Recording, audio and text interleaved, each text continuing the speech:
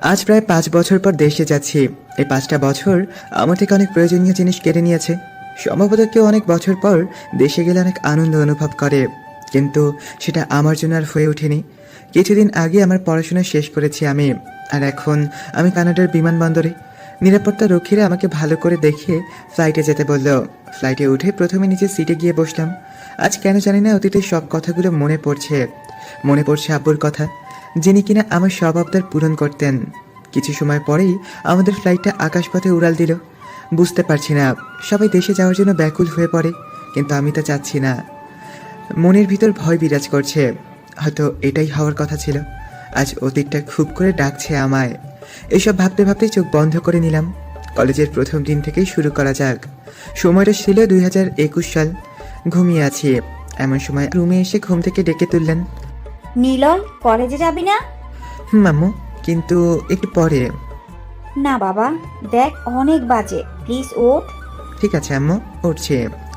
তারপর আর ঘুম না পেরে বাথরুমে চলে গেলাম। এখন আমার পরিচয় দেওয়া যাক। আমি আবির হাসান নিলয়, বাবা মায়ের দ্বিতীয় ছেলে। বড় একটা ভাইয়াও আছে। ভাইয়ার আব্বু অফিসের কাজ নিয়ে ব্যস্ত থাকেন, আর আমি থাক, এখন আর জানতে হবে না। ফ্রেশ হওয়া শেষ। সকালে নাস্তা করার জন্য রেডি হয়ে নিচে এলাম, তখন আব্বু বলল, শুনলাম তুমি নাকি আজ কলেজে যাচ্ছ। জি আব্বু, বাসায় থাকতে ভালো লাগছে না, তাই ভাবলাম কলেজে যাই। ঠিক আছে, আমি আমজাদ ড্রাইভারকে বলে রাখছি তোমাকে কলেজে দিয়ে আসবে। আব্বু, তার দরকার নেই, আমি রিক্সা করে যেতে পারবো। কিন্তু ভাইয়া, তুমি তো আব্বুকে কিছু বলো। তখন আব্বু আমার বড় ভাই আরিফকে বলল, আরিফ মানে ও কি বলবে? আব্বু, নীলা যা বলছে করতে দাও না।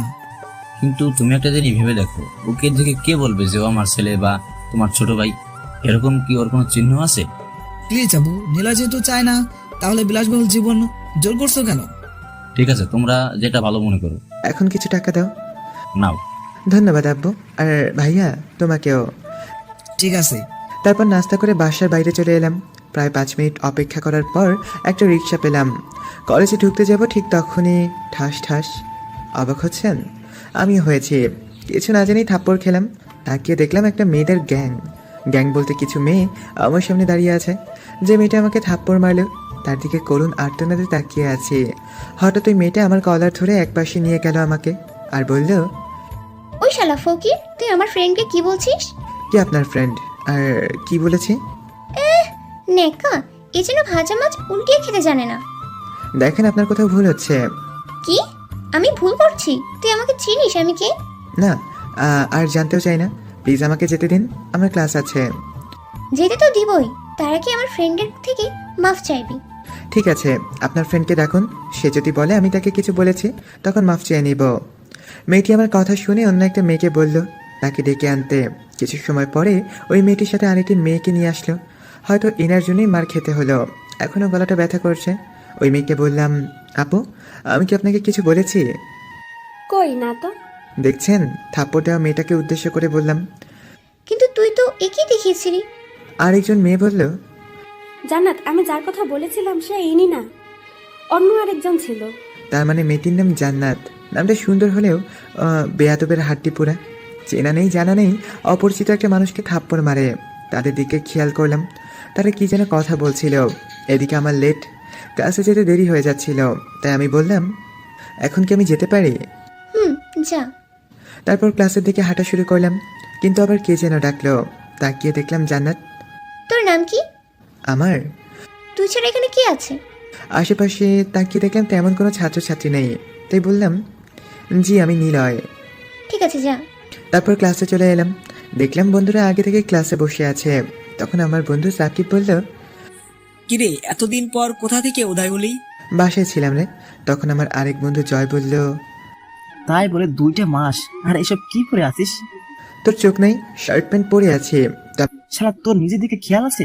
একদম ফকির মতো লাগছে। তো আমি কি কোটিপতি হলাম কবে? ভাই বাদ দে, তোর সাথে কথা বলে পার পাওয়া যাবে না। Good boy. বন্ধুদের সাথে কথা বলছি, এমন সময় জান্নাত মানে ওই বজ্জাত মেয়েটার রুমে আসলো। আমাকে দেখে খানিকটা সময় তাকিয়ে রইল। আমি সেদিকে চোখ না দিয়ে বন্ধুদের সাথে আড্ডা দিতে লাগলাম। কিছু সময় পরে রুমে স্যার আসলো। স্যার ক্লাস নিচ্ছেন, আর এমন সময় আমার কাছে এলো আর বলল, তোমার নাম কি? আবির হাসান নিলয়। তুমি কি এই ক্লাসে? জি। কিছু বলার আগেই জান্নাত বলল, না স্যার, ও এই ক্লাসের না। মেয়েটার কথা শুনে মন চাইছিল থাপ্পড় দিয়ে দাঁত ফেলে দেই। একটু আগে বাজে ব্যবহার করেও মন ভরেনি তার, এখন আবার স্যারের কাছে বেয়াদব বানাচ্ছে। তখন স্যার বলল, এই ছেলে কথা বলছো না কেন? তখন জান্নাত আবার বলল, কি বলবে স্যার, দেখছেন না একটা ফকির। না স্যার, আমি চুপ করো, আর আমার ক্লাস থেকে এই মুহূর্তে বের হয়ে যাও। কিন্তু স্যার, তোমাদের থেকে কিছু জানতে চাচ্ছি না। কি আর করা, রুম থেকে বের হয়ে এলাম। আসার সময় লক্ষ্য করলাম জান্নাত আমাকে বের করে দেওয়াতে হাসাহাসি করছে। ওর হাসি দেখে মন চাচ্ছিল মাথায় তুলে একটা আছাড় মারি। রুম থেকে বেরিয়ে প্রিন্সিপাল স্যারের রুমে গেলাম। স্যার আসবো? আরে নিলয়, তুমি এখানে আসো, ভিতরে আসো, আর বলো কি হয়েছে। স্যার, আমাকে ক্লাস থেকে বের করে দেওয়া হয়েছে। কেন, তুমি কি স্যারের সাথে খারাপ আচরণ করেছো যে বের করে দিল? না স্যার, তিনি মনে করেছে আমি কলেজের ছাত্র না, তাই তিনি বের করে দিয়েছে। তোমার বন্ধুরা কিছু বলেনি? স্যার বলার সুযোগ দেয়নি। ঠিক আছে, চলো। কিন্তু স্যার, প্লিজ আপনি কাউকে আমার পরিচয় জানাবেন না, প্রমিস করেন। ঠিক আছে, চলো। তারপর প্রিন্সিপাল স্যারের সাথে ক্লাসে আসলাম। তখন প্রিন্সিপাল স্যার রাফি স্যারকে বলল, মিস্টার রাফি, আসবো?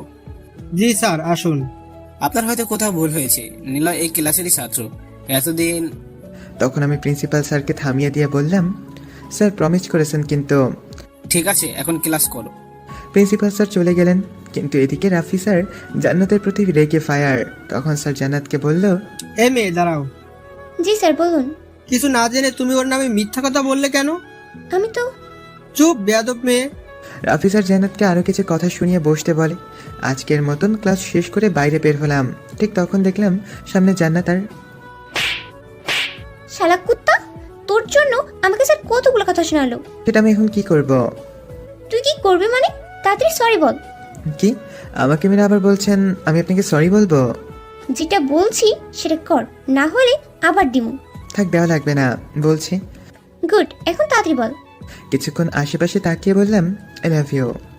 কথাটা বলেই হোসেন বোল্টের মতন দৌড় দিলাম। পিছু থেকে জান্নাত কুত্তা বেয়াদব বদমাই সারামি আর কত কি বলছে। আমি আর সেদিকে কান্না দিয়ে বাসার দিকে রওনা দিলাম। মেয়েটা দেখতে জোস, যে কেউ ক্রাশ খাবে। তবে মেয়েটা একদম গন্ডি, চেনা নেই জানা নেই এসেই থাপ্পড় মারে। তবে মেয়েটাকে দেখতে অনেক মায়াবী। মন চাইছিল যে সারা জীবন তার এমন মায়াবী চেহারা দেখে জীবনটাকে উৎসর্গ করে দেয়। এসব ভাবতে ভাবতে বাসায় চলে আসলাম। বাসার ভিতর ঢুকে দেখলাম আব্বু আম্মু আর ভাইয়া বসে আছে। আরে আব্বু, ভাইয়া, তোমরা কখন এলে? এইমাত্র। তা তোর প্রথম ক্লাস কেমন কাটলো? একদম বাজে। কেন, কি হয়েছে? একটা অপরিচিত মেয়ের হাত থেকে মার খেতে হয়েছে। তখন আব্বু বলল, তোমাকে বললে তো শোনো না, এখন দেখো। এত হেসো না, মুখের ভিতর টাইটানিক চলে যাবে। আসছে জনাব, আর শোনো, আজ থেকে তোমার উপরও একটা কাজ থাকবে। হ্যাঁ আব্বু, বলো। আমাদের অফিসকে দুটি শাখায় ভাগ করা হয়েছে, একটা তুমি আর তোমার ভাইয়া সামলাবে, আর একটা আমি নিজে সামলাবো। আব্বু, আমার মনে হয় ভাইয়া নিজেই পারবে। জি না, আর তাছাড়া তোমার ভাইয়া নিজেই তোমার কথা বলেছে। ভাইয়া? ভাই, তুই আমাকে মাফ কর, এটা আমার একাত্ম দ্বারা হবে না। তাই বলে আমি? তুই ছাড়া কে আছে? ঠিক আছে, পরে ভাববো। এখন বলো, আম্মু কোথায়? রান্নাঘরে। ঠিক আছে। তারপর সেখান থেকে সোজা রান্নাঘরে চলে আসলাম। তারপর আম্মুকে বললাম, কি করো আম্মু? থাক, এত ভালোবাসা দেখাতে হবে না। এখন বলেন সাহেব, আপনার জন্য কি করতে পারি? আম্মু, তুমি এটা বলতে পারলা? এত কথা না বলে সোজাভাবে কথা বলো। না মানে ভাইয়ার সাথে আমাকে অফিস সামলাতে হবে নাকি এখন থেকে? কিন্তু তুমি তা করতে চাও না, তাই তো? মাথা নাড়িয়ে হ্যাঁ বললাম। ঠিক আছে, তাহলে তুমি তোমার ভাইয়ার জন্য একটা পিএস দেখো। আম্মু, আমি কি পার্সোনাল সেক্রেটারি? গাদা, একটা নিউজে দাও, তাহলে তো হয়। আজ প্রথম না, এর আগেও আম্মুর থেকে অনেক আইডিয়া নিয়েছি, আজকেও নিলাম। রুমে এসে ফ্রেশ হয়ে খাবার খেয়ে ঘুমিয়ে গেলাম। রাত 7:30 ঘুম ভেঙে গেল। ঘুম থেকে উঠে ফ্রেশ হয়ে একটু বন্ধুদের সাথে ফেসবুকিং করতে লাগলাম। কিছু সময় পর ভাইয়া আমার রুমে আসলো। আরে ভাইয়া তুমি, আসো বসো। কেন, আমি কি আসতে পারি না? আমি কি সেটা বলেছি? হয়েছে, আর রাগ করতে হবে না। এখন ভাই, আমার একটা সাহায্য করতে হবে। ঠিক আছে, বলো। আমি আসলে একটা মেয়েকে ভালোবাসি, আর মেয়েটা আমাকে ভালোবাসে। এখন বলো কি করতে হবে। তুই যদি বাসায় এই কথাটা বলিস তাহলে আমার জন্য অনেক বড় উপকার হবে। বিনিময়ে কি পাবো? তুই যা চাস তাই পাবি। পাক্কা? পাক্কা। ঠিক আছে, তুমি এখন ওই মেয়েটা মানে হবু ভাবিটাকে তোমার বিয়ে ঠিক করো, তারপর বাসায় বলে দিব, তখন না হয় হবে। ঠিক আছে। তারপর ভাইয়া ভাবির সাথে আরো কিছুক্ষণ কথা বলে ভাইয়া চলে গেল। তারপর ভাইয়া সাথে আরো কিছুক্ষণ কথা বললাম, ভাইয়া চলে গেল। কিছু সময় পর রাতের খাবার খাওয়ার জন্য ডেকে গেল। তারপর খেয়ে দেখে ঘুমিয়ে পড়লাম। পরদিন কলেজে বন্ধুরা সবাই মিলে আড্ডা দিচ্ছে, তখন দেখলাম জান্নাত এবং তার গ্যাং আমাদের দিকে আসছে। দোস্ত, এই জান্নাতের বাবা কে রে? তুই সৌভিক চৌধুরীকে চিনিস? আমাদের অফিস থেকে উৎপন্ন 5%-এর অংশীদার তিনি। কেন, কি হয়েছে? আরে বেটা জান্নাত, সেই সৌভিক চৌধুরীর মেয়ে। আর তাতে এত ভাব নাকি? নিলয়, দোস্ত একটা কথা বলবি? হ্যাঁ বল, কি কথা? জয় কিছু বলবে, তার আগে জান্নাত এসে হাজির। ওই কুত্তা, এদিকে আয়। কুত্তা মানে? ওই, তোমাকে বলিনি, তুমি চুপ থাকো। তখন জয় বলল, এই মেয়ে, তোমার সমস্যা কি? কাল থেকে তুমি নিলয়ের পিছু পড়ে আছো।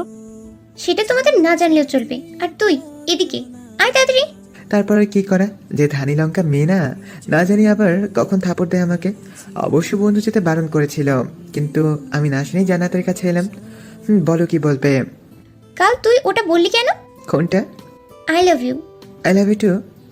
আমার কথা শুনে জান্নাতের সব ফ্রেন্ডরা হাসতে লাগলো, আর মিস ধানি লঙ্কা আগে গজগজ করে আমার শার্টের কলার ধরে বলল, তুই কি আমাকে মেন্টাল মনে করিস? আরে না, আমি সিরিয়াসলি তোমাকে ভালোবাসি। বিশ্বাস না হলে একবার আমার প্রেমে পড়ো। আইছে, তুই জানিস আমার পিছে কত ছেলে ঘোরাঘুরি করে? জানি না, তবে আমি তোমার পিছু ঘুরবো না, আমি ঘুরবো তোমার সামনে দিয়ে। ওই কুত্তা, তোর ভয় করছে না এসব বলতে? তুমি জানো না, ভালোবাসার কাছে ভয় পেতে নেই। ধুর, তুই আমার চোখের সামনে থেকে যা। ঠিক আছে, টাটা বলি চলে আসলাম। আমার ভাগ্য ভালো যে আজ থাপ্পড় খেতে হয়নি, নাহলে এতক্ষণে কয়টা যে মারতো তার হিসাব নেই। এইসব ভাবতে ভাবতে বন্ধুদের কাছে চলে এলাম। তখন আমাকে জয় বলল, কি রে, আজ কি বললো? আজ কিছু বলেনি, উল্টো আমি নিজে ওকে রাখায় নিছি। তাই নাকি? আর সাকিব, তুই কি যেন বলতে চাইছিলি? না, তেমন কিছু না। আরে সেটা বল, কি হয়েছে? আমি 17 তারিখে নানু বাসায় যাব। কেন, গুরু কি অসুস্থ? আরে না, পিয়ার বিয়ে ঠিক হয়ে গেছে। তাহলে তো ভালোই, ফ্রিতে দাওয়াত খেতে পারবে। তোরা কি মজা নিচ্ছিস? তাছাড়া কি করবো, তোর জীবন থাকে তো তুই প্রিয়াকে কিছু বলতে পারবি না? আমি শিওর। সাকিবের মামাতো বোন, তার সাথে তার গার্লফ্রেন্ডও। দূর শালা, তোদের বলাই আমার ভুল হয়েছে। ঠিক আছে, আমরা সবাই সরি। আর চিন্তা করিস না, আমরা তোর সাথে যাব। আমার কেন? সেটা গেলেই বুঝতে পারবি। ঠিক আছে। তারপর আর আড্ডা না দিয়ে ক্লাসে গেলাম। সবগুলো ক্লাস করার পর বাসায় চলে আসলাম। রাতে রুমে বসে আছি, এমন সময় ভাইয়া আসলো। এখন কি করবো? বিয়ে করে নিয়েছো? হুম। ঠিক আছে, কাল তাহলে আমি বাসায় বলে দিব। ঠিক আছে, এখন আমি গেলাম। ওকে, যাও। রাতের খাবার খেয়ে সেদিনের মতন ঘুমিয়ে গেলাম। পরের দিন কলেজে এসে বন্ধুদের সাথে আড্ডা দিচ্ছে, এমন সময় মিথু, আমাদের ক্লাসমেট, এসে বলল, নিলয়, তোমাকে প্রিন্সিপাল স্যার ডেকেছেন। ঠিক আছে, যাচ্ছি। তারপর বন্ধুদের সাথে আর কথা না বলে প্রিন্সিপাল স্যারের রুমে চলে গেলাম। স্যার, আসবো? আসো। স্যার, আমায় ডেকেছেন? আগে তুমি বসো। জি স্যার, এখন বলুন। আমি দুদিন ধরে লক্ষ্য করছি তুমি জান্নাত মেয়েটার সাথে বেশি কথা বলছো, এবং কি তুমি তার হাতে মারও খেয়েছো। এই কথা যদি তোমার বাবা, মানে আমার বন্ধু, জানতে পারে তাহলে কি হবে, আর আমাকে কি বলবে, বুঝতে পারছো? জি স্যার, তবে আপনি চিন্তা করবেন না। আব্বু জানে আমাকে একটা মেয়ে থাপ্পড় দিয়েছে, বাট সেটা যে জান্নাত তা জানে না। কিন্তু কেন? স্যার, আপনি আর আন্টি কিভাবে বিয়ে করেছিলেন? পালিয়ে গিয়ে। কেন পালিয়েছিলেন? ভালোবাসি তাই। স্যার, এটাই আমার উত্তর। তোকে আমি দেখাচ্ছি, দাঁড়া। স্যার কথাটি বলার সাথে সাথে আমি ফুরুত, কারণ স্যার যদি আমাকে ধরতে পারে তাহলে আমার ইজ্জতের ফালুদা বের করে ছাড়বে। তার মধ্যে একটা উদাহরণ হলো কান ধরে 10 মিনিট দাঁড়িয়ে থাকা। আর স্যারের সাথে ফাইজলামো করার কারণ হলো আব্বু আর স্যার খুব ভালো বন্ধু। প্রিন্সিপাল স্যারের রুম থেকে দৌড়ে বের হয়ে বন্ধুদের কাছে যাব, এমন সময় কারোর সাথে যেন ধাক্কা লাগলাম, ধাক্কা খেয়ে পড়ে গেলাম।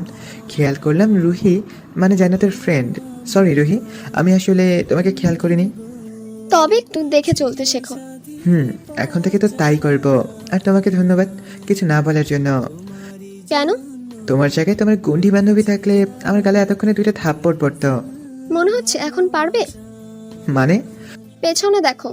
রুহির কথা শুনে পিছে ঘুরতে দেখলাম ওই বজ্জাত মেয়ে, মানে জান্নাত পিছে দাঁড়িয়ে আছে। তখন জান্নাত বলল, ওই, আমি কি? তুমি কি? তুই তোতলাচ্ছিস কেন? যেটা একটু আগে বললি সেটা আবার বল। তুমি খুব সুন্দরী। আমি এটা শুনতে চাইনি। তুই রুহিকে যা বললি আমাকে নিয়ে সেটা বল। তোমার দিব্যি এটাই বলেছি। সত্যি তো? জান্নাতের কথা শুনে বোঝা যাচ্ছে ও তেমন কিছু শুনে নাই। এই ফাঁকে একটু পাম মারি, দেখি কি বলে। ওই কথা বলছিস না কেন? আর আমি সত্যি বলতেছি, তুমি অনেক সুন্দরী। তোমাকে দেখলেই আমার মনটা চাই চাই করে শুধু। তোমাকে দেখে আমার সারা জীবন কাটিয়ে দিতে পারবো আমি। তোমার এই মায়াবী চোখটা দেখলে কখনো চোখের পলক ফেলতে ইচ্ছে করে না। আর তোমার এই পাপড়ির মতন ঠোঁট দেখলে ইস। তোরা তো প্রশংসা করা লাগবে না। ঠিক আছে, তারপর আবার কোনো কথা না বলে বন্ধুদের সাথে ক্লাসে আসলাম। সবগুলো ক্লাস করার পর বাইরে চলে আসলাম। এসে দেখি জান্নাত একা দাঁড়িয়ে আছে। কি করো? তোর চোখ নেই, দাঁড়িয়ে আছি। ও, একটা কথা বলার ছিল। আই বলে ফেল। Love you. মানে? মানে আমি তোমাকে ভালোবাসি। ওই শালা কুত্তা, এটার মানে আমিও জানি। আর তুই কিভাবে ভাবলি তোর মতো লুচ্চা ছেলের সাথে আমি প্রেম করব? আচ্ছা, তোমার কি লজ্জা লাগে না এমন গুন্ডামি করতে? কথায় কথায় মারতে চাও? তো তোকে কি আমি আদর করব কুত্তা? চাইলে করতেও পারো। আমি তোকে ধুর, আমি চলে যাচ্ছি। টাটা। সেখানে আর দাঁড়িয়ে না থেকে বাসায় চলে এলাম। বাসায় আসার পর ফ্রেশ হয়ে আম্মুর সাথে কিছু কথা বলে ঘুমিয়ে পড়লাম। সন্ধ্যার সময় ঘুম ভেঙে যাওয়ায় ফ্রেশ হয়ে আব্বু আম্মুর রুমে চলে এলাম। আব্বু, কি করো? এই তো বসে আছি। তখন আম্মু বলল, এখন আমি পর হয়ে গেছি তাই না? আরে আম্মু, কি যে বলো, তোমারই তো সব। হয়েছে, আর বলা লাগবে না। এখন বল কি সমস্যা? সমস্যা আমার না আম্মু, সমস্যা হলো ভাইয়ার। কেন, তার আবার কি হলো? কিছু বলতে যাবো তার আগে ভাইয়া আসলো। আরে তুই এখানে? আমি তো তোকেই খুঁজতেছিলাম। কেন? তোর সাথে কথা আছে। ঠিক আছে, পরে শুনবো। এখন কিছু পার্সোনাল কথা বলছি, তুমি এখন যাও। কেন? আমি থাকলে সমস্যা কি? না, তুমি যাও। না, আমি যাব না। তাহলে ঠিক আছে, শোনো আব্বু আম্মু, ভাইয়া একটা মেয়েকে ভালোবাসে আর মেয়েটাও ভাইয়াকে ভালোবাসে। তোমরা চাইলে তারা এখন বিয়ে করবে। আমার কথা শুনে আব্বু আম্মু ভাইয়ার দিকে তাকিয়ে আছে, আর ভাইয়া আমার দিকে। হেঁটে যেন একটা সার্কেল হচ্ছে। ভাইয়ার দিকে ভালো করে তাকাই বুঝে ফেললাম অনেক লজ্জা পাইছে। ভাইয়া এখন কি দাঁড়িয়ে থাকবে? ভাইয়া আমার কথা শুনে চলে গেল। ভাইয়া চলে যাওয়ার পর নিলয়, মেয়েটা কে রে? ভাইয়ার পার্সোনাল সেক্রেটারি। আরে, ওর তো পিএস ঠিক হয়েছে মাত্র 2 দিন, আর এই 2 দিনেই ভালোবাসা হয়ে গেল? না আব্বু, তার সাথে অনেক আগে থেকেই একজন আরেকজনকে তারা ভালোবাসে। বুঝলাম, কিন্তু কাজটা কার জন্য করেছিস? তোর নিজের জন্য নাকি দুজনের জন্য? দুজনের জন্যই। ভাইয়া থেকে ঠিকানা নিয়েছিলাম, সেটা আব্বুকে দিলাম। ঠিক আছে, এখন তুমি বলো, তুমি কি কাউকে ভালোবাসো নাকি এই পাগলের মতো? তখন আম্মু বলল, খবরদার, আমার ছেলেকে পাগল বলবে না। ওকে আর বলবো না। এখন তোমার ছেলেকে জিজ্ঞাসা করো কাউকে ভালোবাসে কিনা। আব্বু আম্মুর এমন কথা শুনে রুম থেকে চুপি চাপি চলে যাব। এমন সময় আম্মু ডাকলো, নিলয়, তুই কি কাউকে ভালোবাসিস? ইয়ে মানে আম্মু, তা মেয়েটা কে আর বাসা কোথায়? নাম জান্নাত, বাসা কোথায় জানি না। মেয়েটাও কি তোমাকে ভালোবাসে? না আব্বু, তবে আমার ধীর বিশ্বাস সে একদিন আমাকে ভালোবাসবে। তারপর আব্বু আম্মুর সাথে আরো কিছু কথা বললাম, বলে রুমে চলে এলাম। কিছুক্ষণ পর রাতের খাবার খাওয়ার জন্য ডেকে গেল। তারপর খাবার খাওয়ার পর ফেসবুকে বন্ধুদের সাথে কিছু সময় আড্ডা দেওয়ার পর ঘুমিয়ে গেলাম। পরের দিন কলেজে যাওয়ার জন্য রেডি হচ্ছে, এমন সময় সাকিব কল করলো। দোস্ত, আমি শেষ। শেষ মানে? আর মাত্র 7 দিন পর পিয়ার বিয়ে। আরে তুই কান্না করছিস কেন মেয়েদের মতন? ঠিক আছে, তুই রেডি হয়ে থাক, আজকে তোর নানি বাড়ি আমরা সবাই যাব। দোস্ত, আমি পিয়াকে ছাড়া বাঁচবো না। খুব শালা, আর যেটা বললাম সেটা কর, আমরা সবাই তোর বাসায় আসছি। সাকিবের সাথে আর কোনো কথা না বলে জয় আর রাহুলকে ফোন দিয়ে রেডি হয়ে সাকিবের বাসায় আসতে বললাম। আমি রেডি হয়ে গাড়ি নিয়ে সাকিবের বাসায় চলে এলাম। সাকিবের বাসায় আসার পর দেখলাম সাকিব রুমের ভিতরে কান্না করছে। ওই শালা, কান্না করছিস কেন? তাছাড়া কি করব? এখন তুই কান্না থামা। আর আঙ্কেল আন্টি কোথায় গেছে? তারা যদি দেখে তুই এমনভাবে কান্না করছিস, তারা কি ভাববে বুঝতে পারছিস? আজ সকালেই নানু বাসায় গেছে। ঠিক আছে, সমস্যা নাই, আমরাও এখন যাব। আর জয় রাহুলকেও বলছি, ওরাও আসছে। কিছুক্ষণ পর জয় আর রাহুল আসলো। তারপর আর কোনো কথা না বলে সাকিবের নানুর বাসার উদ্দেশ্যে রওনা দিলাম আমরা। প্রায় 3 ঘন্টা জার্নি করার পর সাকিবের নানু বাসায় এসে পৌঁছালাম। বাসার ভিতরে আসলেই বোঝা যাচ্ছে এক আনন্দ বিরাজ করছে সেখানে। সবার সাথে টুকটাক কথা বলার পর একটা রুমে চলে এলাম। একটা রুম বললে ভুল হবে, এর আগে অনেকবার এই বাসায় এসেছি, আর যতবার এসেছি প্রতিবারই এই রুমেই আমরা থেকেছি। বলতে গেলে সাকিবের রুম এটা। রুমে এসে সবাই ফ্রেশ হয়ে ঘুমানোর জন্য প্রস্তুতি নিচ্ছি, এমন সময় আব্বুর ফোন। তারপর বেলকনিতে গিয়ে কলটা রিসিভ করলাম। হ্যাঁ আব্বু, বলো। কোথায় তুমি? আসলে আব্বু, আমি একটু বাইরে এসেছি। সেটা আমরা জানি, কিন্তু বাইরে কোথায়? সাকিবের মামার বাসায়। মানে তুমি কি ভুলে গেছো আজ কোথায় যাওয়ার কথা আমাদের? কিছু বলতে যাব তার আগে আব্বু বলা শুরু করলো। হয়তো আব্বুর থেকে ফোন কেড়ে নিয়েছে। ওই গাদা, তোর কি এইটুকুও জ্ঞান নেই? আম্মু, গাধার কি জ্ঞান আছে? তুমি বলো। দেখ নিলয়, আমাকে কিন্তু এখন রাগাস না। ওকে ডার্লিং, আর কখনো হবে না, কিন্তু এবারের মতন মাফ করে দাও। ওকে, তবে ভাইয়ের বিয়েটা যেন খুব তাড়াতাড়ি হয়। বুঝতে পারছি, বাই। আম্মুর সাথে কথা বলা শেষ করে রুমে আসতেই ঠক শব্দ হলো। তার মানে দরজা খোলার জন্য ডাকছে। কাউকে খোলার জন্য বলবো সেটাও হলো না, কারণ সব হারামিরা এখন ঘুমিয়ে পড়েছে। তাই নিজেই দরজা খুলতে বাধ্য হলাম। দেখলাম প্রিয়া। ভাইয়া কেমন আছো? আরে প্রিয়া, ভালো আছি। তুমি কেমন আছো? ভালো আছি। তবে তোমাকে দেখে তো বোঝা যাচ্ছে না যে তুমি ভালো আছো। চেহারার এমন হাল কেন? তেমন কিছু না। তেমন কিছু না মানে? চোখে নিচে কালো দাগ পড়ে গেছে। ঠিক মতন ঘুমাও না? প্রিয়ার সাথে আর কিছু কথা বলে আমিও ঘুমিয়ে গেলাম। বিকেলের দিকে জয়টাকে ঘুম ভাঙলো। তারপর ফ্রেশ হয়ে রুমে এসে দেখলাম সবাই বসে আছে। তাই সবাইকে উদ্দেশ্য করে জয় বলল, চল সবাই ঘুরতে বের হই। আইডিয়াটা ভালো। তাহলে চল। চল মানে? চল মানে ঘুরতে যাই। তখন সাকিব বলল, ওই আমরা এখানে ঘুরতে এসেছি নাকি প্রিয়াকে ভালোবাসি কথা বলতে এসেছি? ভালোবাসি কথা বলতে। তাহলে ঘুরতে যাব কেন? তোর ভালোবাসি কথাটাও কি আমাদের বলে দিতে হবে? আমি বলতে পারলে কি তোদের সাথে আসতাম? সেটাও ঠিক, তাহলে চল। চল মানে? চুপচাপ বসে থাক। এখন যদি কেউ প্রিয়াকে এই কথা বলে তাহলে ও কি করবে জানিস? তোদেরকে জুতা দিয়ে পেটাবে। তাহলে কি করব? আমি ওকে ছাড়া বাঁচতে পারবো না। প্লিজ কিছু একটা কর। তারপর সবাই মিলে একটা প্ল্যান করলাম, সাথে সাকিবকে কিছু টিপস দিলাম। সবাই ঘুরতে বের হয়েছে। ঠিক সেই সময় জান্নাতের কথা মনে পড়ে গেল আমার। অনেকটা মিস করতে লাগলাম। তাহলে কি আমি সত্যি জান্নাতকে ভালোবেসে ফেলেছি? কিন্তু মেয়েটা যে হাড়ের বজ্জাত, কোথায় কোথায় মারতে চায় আমাকে। সেই মেয়েকে লাইনে আনা অসম্ভব। মনে মনে এইসব কথাই ভাবছিলাম। এমন সময় রাহুল বলল, কিরে কি ভাবছিস? না তেমন কিছু না। আরে শালা আমাদেরও বলবি না? আমার মনে হয় আমি সত্যি জান্নাতকে ভালোবেসে ফেলেছি। সেটা তোর বলতে হবে না, আমরা এমনিতে আন্দাজ করতে পেরেছি। জ্যোতিষী হয়েছিস নাকি? আরে না, তবে এর আগে কোনো মেয়ের সাথে এভাবে কখনো কথা বলি নাই, তাই আর কি। ও, আর কিছু সময় ঘোরাঘুরি করার পর প্রায় সন্ধ্যার সময় বাসায় চলে এলাম আমরা। রাতে খাবার খাওয়ার পর ভাবছি আম্মুকে ফোন করব। ঠিক তখনই আম্মু ফোন করলো। আম্মু, কি করো? এই তো বসে আছি। তুই কি করছিস? খাবার খাইছিস? হ্যাঁ আম্মু, খেয়েছি। তোমরা খেয়েছো? না, এখন খাবো। আর শোন, 21 তারিখ তোর ভাইয়ের বিয়ে। এখন তুই তাড়াতাড়ি চলে আয়। কি এত তাড়াতাড়ি কেন? তাড়াতাড়ি তাতে কি? আর তুইও তো বলেছিলি।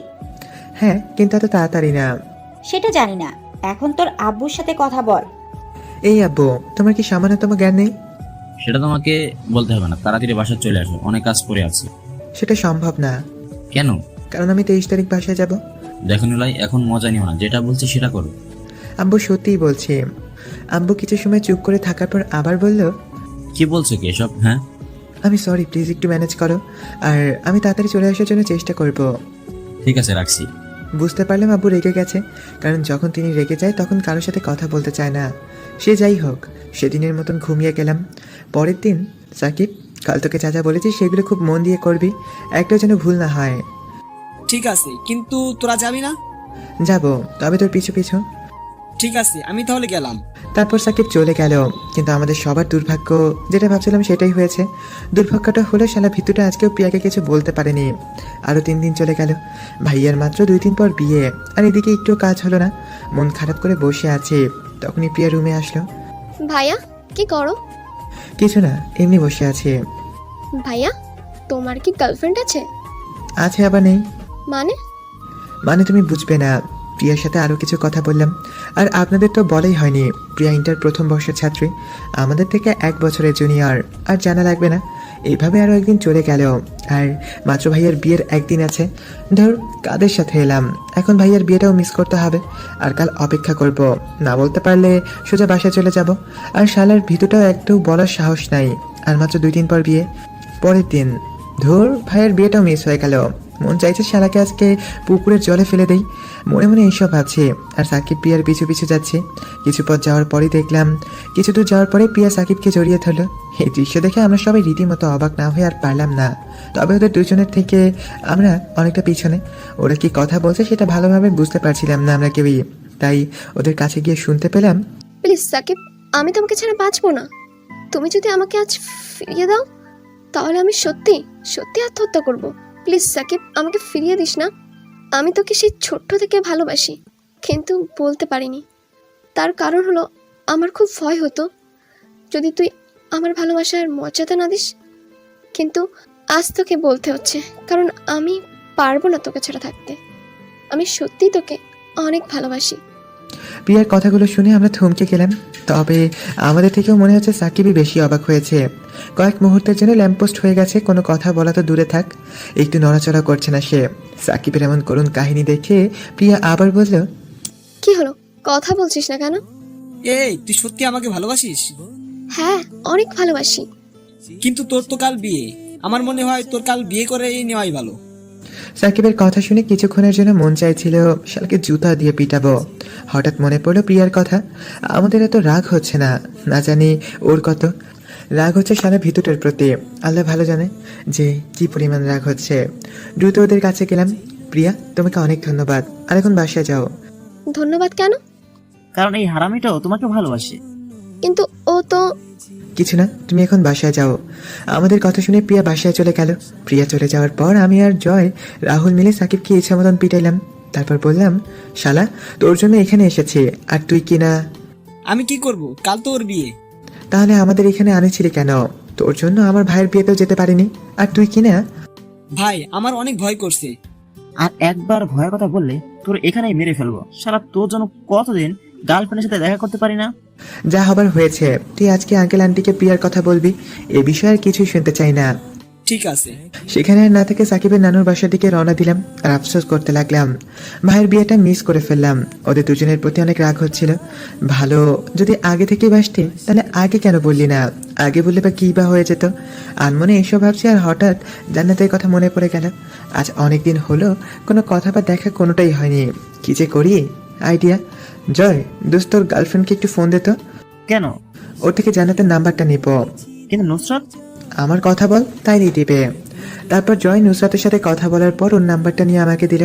ভাবছি এখনই ফোন দিব, কিন্তু ভয় লাগছে। অনেকক্ষণ ভাবার পর কল দিলাম। হ্যালো, কে বলছে? তুমি আমাকে ভুলে গেছো? আমি তোমার এক্স। মজা করে বললাম। এখন যদি আমার পরিচয় দেই, তাহলে পরে আমার খবর করে ছাড়বে। এক্স মানে? কদিন আগে যে তুমি আমার সাথে ব্রেকআপ করলে, আমি সেই। এত তাড়াতাড়ি ভুলে গেলা?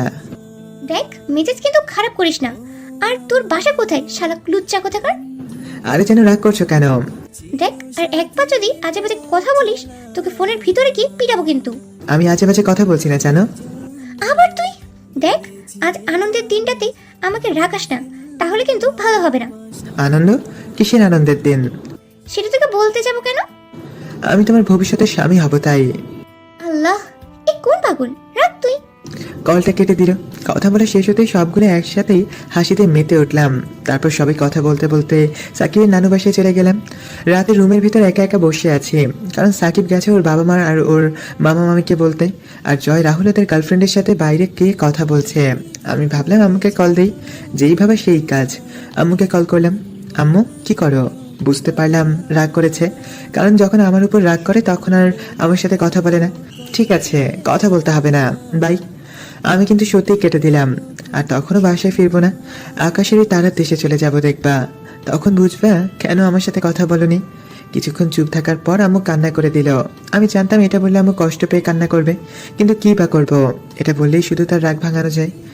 তোকে কতবার বলেছি এই কথা কখনো মুখে আনবি না, তারপরও কেন বলিস? আমার বুঝি কষ্ট হয় না? আরে আম্মু কান্না করছো কেন? আমি তো শুধুমাত্র এমনি মজা করছিলাম।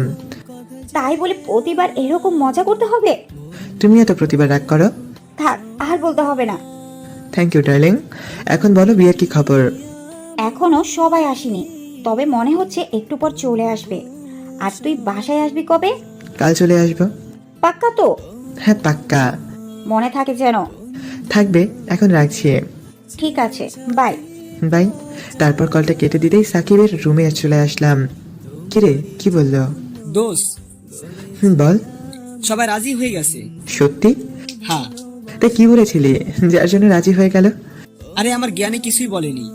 এখান থেকে আমি শুধু পিয়ার রুমে যাই, তারপর পিয়া কিছু কথা আমাকে শিখিয়ে দেয়, আমি সেগুলো তাদের বলি। প্রথমে রাজি হচ্ছিল না, তখন পিয়া বলল, তখনও রাজি হচ্ছিল না, কিন্তু পিয়া তখন সবার সামনে হাত কাটে, তখন সবাই রাজি হয়। আলহামদুলিল্লাহ যে রাজি হয়েছে, এটাই অনেক। তো এখন কি? এখন আর কি, বিয়ে বাদ। আর আমাদের দুজনের বিয়ে 2 বছর পর। যাক, তাহলে বেঁচে গেলি শালা। থ্যাঙ্কস, তোদেরকেও। থাকার বলা লাগবে না, সেদিনের মতো কথা বলে ঘুমিয়ে গেলাম। পরের দিন সকালে খাবার খেয়ে বাসার উদ্দেশ্যে রওনা দিলাম। বাসায় আসতেই দেখতে পেলাম অনেক সুন্দর করে সাজানো হয়েছে বাসাটা। আর হবেই না বা কেন, আমার ভাই বলে কথা। গাড়িটা পার্ক করে বাসার ভিতরে চলে গেলাম। নিচে অনেকে বসে আছে, কিন্তু জার্নি করার জন্য কথা বলতে আর ইচ্ছে করছে না, তাই রুমে যাব। এমন সময় আম্মু আসলো। চোরের মতো কোথায় যাচ্ছিস? রুমে কেন? ঠিক আছে, তবে তোর ভাবির সাথে দেখা কর। ঠিক আছে চলো। তারপর আম্মুকে নিয়ে ভাইয়ার রুমে গেলাম। দেখতে পেলাম একজন সুন্দরী রমণী লাল বেনারসি পরে বসে আছেন। আম্মুকে দেখে সালাম করলো। এই যে নতুন বউ, তোমার নাম কি? যদিও তারপরও মজা নিচ্ছে, জানি যদিও একমাত্র ভাবি বলে কথা তো। জাকিয়া। সুন্দর নাম। তা আমাকে চেনো? মাথা নেড়ে হ্যাঁ সূচক উত্তর দিল। বলো আমি কে? নিলয়, আমার একমাত্র দেও। তোমার বয়স কত? এবার হয়তো ভাবি নিচেও রেখে গেল। আর রাগাটাই স্বাভাবিক, নতুন ভাবিকে এত এত প্রশ্ন করছি, রেখে যাওয়ারই কথা। কিন্তু কি আর করার, একমাত্র ভাবি, তাকে যদি না রাগাতে পারি তাহলে কেমন দেবো আমি? কিছু সময় চুপ করে থাকার পর বলল, 20 বছর। আর আমার বয়স কত জানো? না। আমার বয়স 21। ওহো। ও মানে, নাও সালাম করো আমাকে এখন। কথাটা বলে আম্মুর দিকে তাকাতেই মনে হচ্ছে যার চোখ দিয়ে অগ্নিরথ বের হচ্ছে। তার মানে এত সময় ধরে শুধু রেগে যাচ্ছিল, না জানি এখন কি বলে। আল্লাহ আমাকে বাঁচাও। ওই হারামজাদা, এতক্ষণ ধরে কিছু বলছি না বলে তুই যা খুশি তাই বলবি? আরে আম্মু, আমি তো মজা করছিলাম। এগুলোকে মজা বলে? আমি সত্যি মজা করছিলাম। ভাবি প্লিজ আমাকে একটু বোঝাও না, আমার কান ছাড়বে না হয়তো। আম্মা, নিলয়কে ছেড়ে দিন, আমার সাথে তো মজা করেছে, আর কারোর সাথে তো না। আম্মু ভাবির কথা শুনে কান ছেড়ে দিল আর বলল। কান ছেড়ে দিতেই দীর্ঘ নিঃশ্বাস ফেললাম। ভাবি না বললে কি যে হতো। এখন চল ফ্রেশ হবি। তুমি যাও, আমি ভাবির সাথে একটু প্রেম করি। আবার? আরে মজা করছি তো, তুমি যাও। তারপর আম্মু চলে গেল। আম্মু চলে যাওয়ার পর একটা চেয়ার নিয়ে ভাবির সামনে বসলাম। আমি সরি ভাবি এইসব আজাইরা প্রশ্ন করার জন্য। ঠিক আছে, এটা কোনো সমস্যা না। থ্যাঙ্কস। তবে তুমি গতকাল কোথায় ছিলে? একটা ফ্রেন্ডের সমস্যা হয়েছিল, তাই সেখানে গেছিলাম, বাট 6 দিন আগে। ওহো। ভাবি একটা কথা বলি। বলো। তুমি এত সুন্দরী কেন? পাম দিচ্ছ? আরে না, সিরিয়াসলি তুমি অনেক সুন্দরী। যদি ভাইয়া থেকে আমি বড় হতাম তাহলে আমি তোমাকে বিয়ে করতাম, বাট কি আর করার, আমি তো এখন অনেক ছোট, তাই গুন্ডির প্রেমে পড়েছি এক। তাই? তা মেয়েটা কে শুনি? সময় হলেই বুঝতে পারবে ডিয়ার ভাবি। আমি গেলাম, বাই ভাবি। কিন্তু নিলয়। ভাবি ডাকে কোনো সাড়া না দিয়ে সোজা রুমে চলে আসলাম। এসে ফ্রেশ হয়ে ঘুমিয়ে গেলাম। বিকেলবেলায় কারো একজন এটাকে ঘুম ভেঙে গেল। চোখ চুলতেই দেখলাম ভাবি আর আম্মু দাঁড়িয়ে আছে। আরে তোমরা এখানে, আর ডাকলা কেন? আমি এখন বাসায় যাব, তাই ভাবলাম তোমার সাথে দেখা করে যাই। তাই? এখন যাই। ঠিক আছে, সাবধানে যেও। আর আমার বাচ্চা ভাইয়ারাকে একটু দেখে রেখো। আমার কথা শুনে আম্মু আর ভাবি হাসতে হাসতে চলে গেল। আমি আর বসে না থেকে ঘুমিয়ে গেলাম। রাতে ঘুম থেকে উঠে দেখি 7:30 বাজে। তারপর ফ্রেশ হয়ে জান্নাতকে কল করলাম। হ্যালো। হ্যাঁ কি? আরে ভুলে গেলে, আমি তোমার এক্স। ওই কুত্তা, তুই আবার ফোন দিয়েছস? সারা লুচ্চামি করার জায়গা পাস না তাই না? যা বাবা, আমি আবার কোথায় লুচ্চামি করলাম? তাহলে এসব এক্সের মানে কি? মানে তুমি আমার জানো? হাস্যকর, কে তোর জানো? কেন শোনা তুমি? ওই চুপ হারামি, আর একবার যদি এসব আজে বাজে কথা বলিস তাহলে তোকে খুন করে ফেলবো। আরে আমি আশেপাশে কথা বলছি না, আমার আর তোমার বিয়ের আগে জন্মানো হয়েছিল, সেটা আমি স্বপ্নে দেখেছি। আমার স্বপ্ন থেকেই তোমার নাম্বার আমি পেয়েছি, বুঝতে পেরেছো? তোকে মারার পর বুঝবো। ছি, কেউ কি তার বিএফকে মারে? ভাই আমি তোর পায়ে ধরি, প্লিজ আমাকে তোর থেকে রেহাই দে। এত সহজে না শোনা, আর এখন রাখছি, বাই। জান্নাত কিছু না বলেই কলটা কেটে দিল। আমি আর কোনো কথা না বলে বন্ধুদের সাথে ফেসবুকিং করে রাতের খাবার খেয়ে ঘুমিয়ে গেলাম। পরের দিন কলেজে বসে বন্ধুদের সাথে আড্ডা দিচ্ছি আর জান্নাতকে খুঁজছি, কারণ হলো এখনো জান্নাত কলেজে আসেনি। দোস্ত, জান্নাত কোথায় রে? আমি কিভাবে বলবো? জর গার্লফ্রেন্ডকে জিজ্ঞাসা করে দেখ। ঠিক বলেছিস, চল। তারপর নুসরাতের কাছে গেলাম। নুসরাত, আর জান্নাত আসেনি? না। কেন আসেনি বলতে পারবে? ওর বড় বোনের বিয়ে, তাই আসছে না। ও থ্যাঙ্কস। ঠিক আছে। নুসরাতের সাথে কথা বলা শেষ করে একটু দূরে এসে জান্নাতকে কল করলাম। কি গো জানো, বড় আপুর বিয়ে হলো আর আমাকে দাওয়াত করলে না? ওই তুই কে রে যে তোকে দাওয়াত করতে হবে? আর তোকে বলেছি না আজে বাজে কথা বলবি না। আমি তো তোমার একমাত্র এক্স, তাই না? আবার এক্স? রাখ তুই। রেগে গিয়ে কলটা কেটে দিল। তাতে আমার কি, সবগুলো ক্লাস করে বাসায় চলে এলাম। এইভাবে 2টা দিন চলে গেল, কিন্তু একদিনও জান্নাত কলেজে আসেনি। মনে হচ্ছে মেয়েটার বিয়ে। ভাবছি আজ কলেজে যাব কিনা যাব না। একবার বলছি যাব, আরেকবার বলছি যাব না। কলেজে যেতে ইচ্ছে করছে যদি আজ জান্নাত আসে, আর যেতে ইচ্ছে করছে না কারণ আজ ভাবি বাসায় আসবে। তাই কিছু সময় ভাবার পর কলেজে গেলাম। কলেজে এসে অনেকক্ষণ জান্নাতকে খোঁজার পরও পেলাম না, তাই মন খারাপ করে বসে আছি। এমন সময় আব্বু কল করলো। কোথায় তুমি? জি আব্বু, আমি কলেজে। বাসায় চলে আসো, বৌমাকে আনতে যেতে হবে। আব্বু, তোমরাই চলে যাও। কিন্তু তুমি। আমি যেতে পারবো না, আর এখন কলেজ ছাড়া আমি কোথাও যাব না। কথাটা বলে কেটে দিলাম, কারণ আমি জানি আব্বু এখন অনেক কথা শুনিয়ে দিতে পারে। কিছু সময় জান্নাতকে আরো খুঁজলাম, কিন্তু পেলাম না। তাই এবার তাকে কল করলাম। ওই, তুমি কলেজে আসো না কেন? তুই কে রে যে তুই আমাকে কলেজে আসতে বলছিস? তুই কি আমাদের কলেজের? আমি তোমার কলেজে না, তবে তোমার প্রতিদিন তোমাকে অনুসরণ করি। তুই কি আমার সেক্রেটারি যে অনুসরণ করিস? সেক্রেটারি না, তবে তুমি বললে না করবো না। সেটা পরে দেখা যাবে, এখন তোর পরিচয় দে, তারপর তোকে দেখাচ্ছি আমি তোকে কি করি। ভয় দেখাচ্ছ? তোর যদি মনে হয় ভয় দেখাচ্ছি তাহলে ভয়ই। ভয় দেখিয়ে কি লাভ? আর তুমি যদি আমার পরিচয় জানতে পারো তাহলে তুমি নিজেই ভয় পাবা, বুঝলে শোনা? ওই কুত্তা, তোরা বলছি না এই জানু সোনা বলে ডাকবি না। তুমি তো আমার মেয়ে বন্ধুদের মতন। মেয়ে বন্ধু মানে? সেটা তুমিই বুঝবে না। আমার বুঝতেও হবে না। ঠিক আছে, কাল কি কলেজে আসবে? সেটা তোকে কেন বলতে যাব? তাও ঠিক। ওকে, রাখছি এখন, ভালো থেকো। আর তুই জাহান্নামে যা। কথা বলা শেষ করে কলটা কেটে দিলাম। তারপর ক্লাসে চলে এলাম। একা একা বসে আছি, এমন সময় রাহুলের জয় এলো। কিরে মজনু, কি খবর? পুরো দেবদাস। কেন, কি হয়েছে? আরে ও তো সবসময় আজে বাজে কথা বলে। তাহলে তোর পরিচয় দে। না, আগে পরিচয় দেওয়া যাবে না। কেন? না, আগে পরিচয় দেওয়া যাবে না, কারণ আমি চাই না কেউ আমাকে আমার আব্বুর পরিচয় দেখে ভালোবাসুক। আমি চাই সে শুধু আমার পরিচয় আমাকে ভালোবাসবে। ঠিক আছে, তাহলে লেগে থাক। তারপর সবগুলো ক্লাস শেষ করে বাসায় চলে আসলাম। বাসায় এসে আমজাদ কাকাকে বাইরে থেকে দুজনে খাবার আনতে বললাম। 10 মিনিট পর আমজাদ কাকা রুমের বাইরে থেকে বলল, ছোট সাহেব আসবো? আরে কাকা, বাইরে কি করছেন? আসেন। আর আপনাকে কতবার বলবো আমাকে সাহেব বলবেন না, আমাকে নাম ধরে ডাকবেন। যেমনটা মোহনকে ডাকো ঠিক সেভাবেই আমাকেও ডাকবেন। ঠিক আছে বাবা, এখন এই নাও। দিন, আর একটু অপেক্ষা করুন। আমজাদ কাকাকে একটু অপেক্ষা করিয়ে দুজনের খাবার থেকে একটা ওনাকে দিলাম, কারণ আমি জানি আজ আমজাদ কাকা কিছুই খায়নি। তার কারণ আমি নিজেই। তিনি শুধু আমার জন্যই বাসায় অপেক্ষা করছিলেন, তা না হলে বাসায় গিয়ে খেয়ে আসতেন। সে যাই হোক, ওনাকে খাবারের একটা প্যাকেট দিলাম, আর একটা আমি নিজে খেলাম। খাবার খাওয়া শেষ করে ঘুমিয়ে গেলাম। ঘুম থেকে উঠে ফ্রেশ হয়ে নিচে আসতেই দেখলাম সবাই নিচে আছে, শুধু আব্বু ছাড়া। সম্ভবত তিনি এখন অফিসে গেছেন। কিরে, দাঁড়িয়ে আছিস কেন? না মানে আম্মু, এমনি। তখন ভাইয়া বলল, নিলয়, তোর সাথে আমার কথা আছে, হ্যাঁ বলো। অনেকটা ইম্পর্টেন্ট। ঠিক আছে, তাহলে রুমে আসো আমার। না, তুই আমার রুমে আয়। ঠিক আছে, চলো। তারপর ভাইয়ের সাথে তার রুমে গেলাম, কিন্তু এখানে তো ভাবি রয়েছে। তাহলে ইম্পর্টেন্ট বলে আমাকে রুমে আনার কি আছে? জাকিয়া থাকলে কোনো প্রবলেম নেই। ঠিক আছে, তাহলে বলো। তোর কি জাকিয়াকে পছন্দ হয়নি? হঠাৎ এই প্রশ্ন?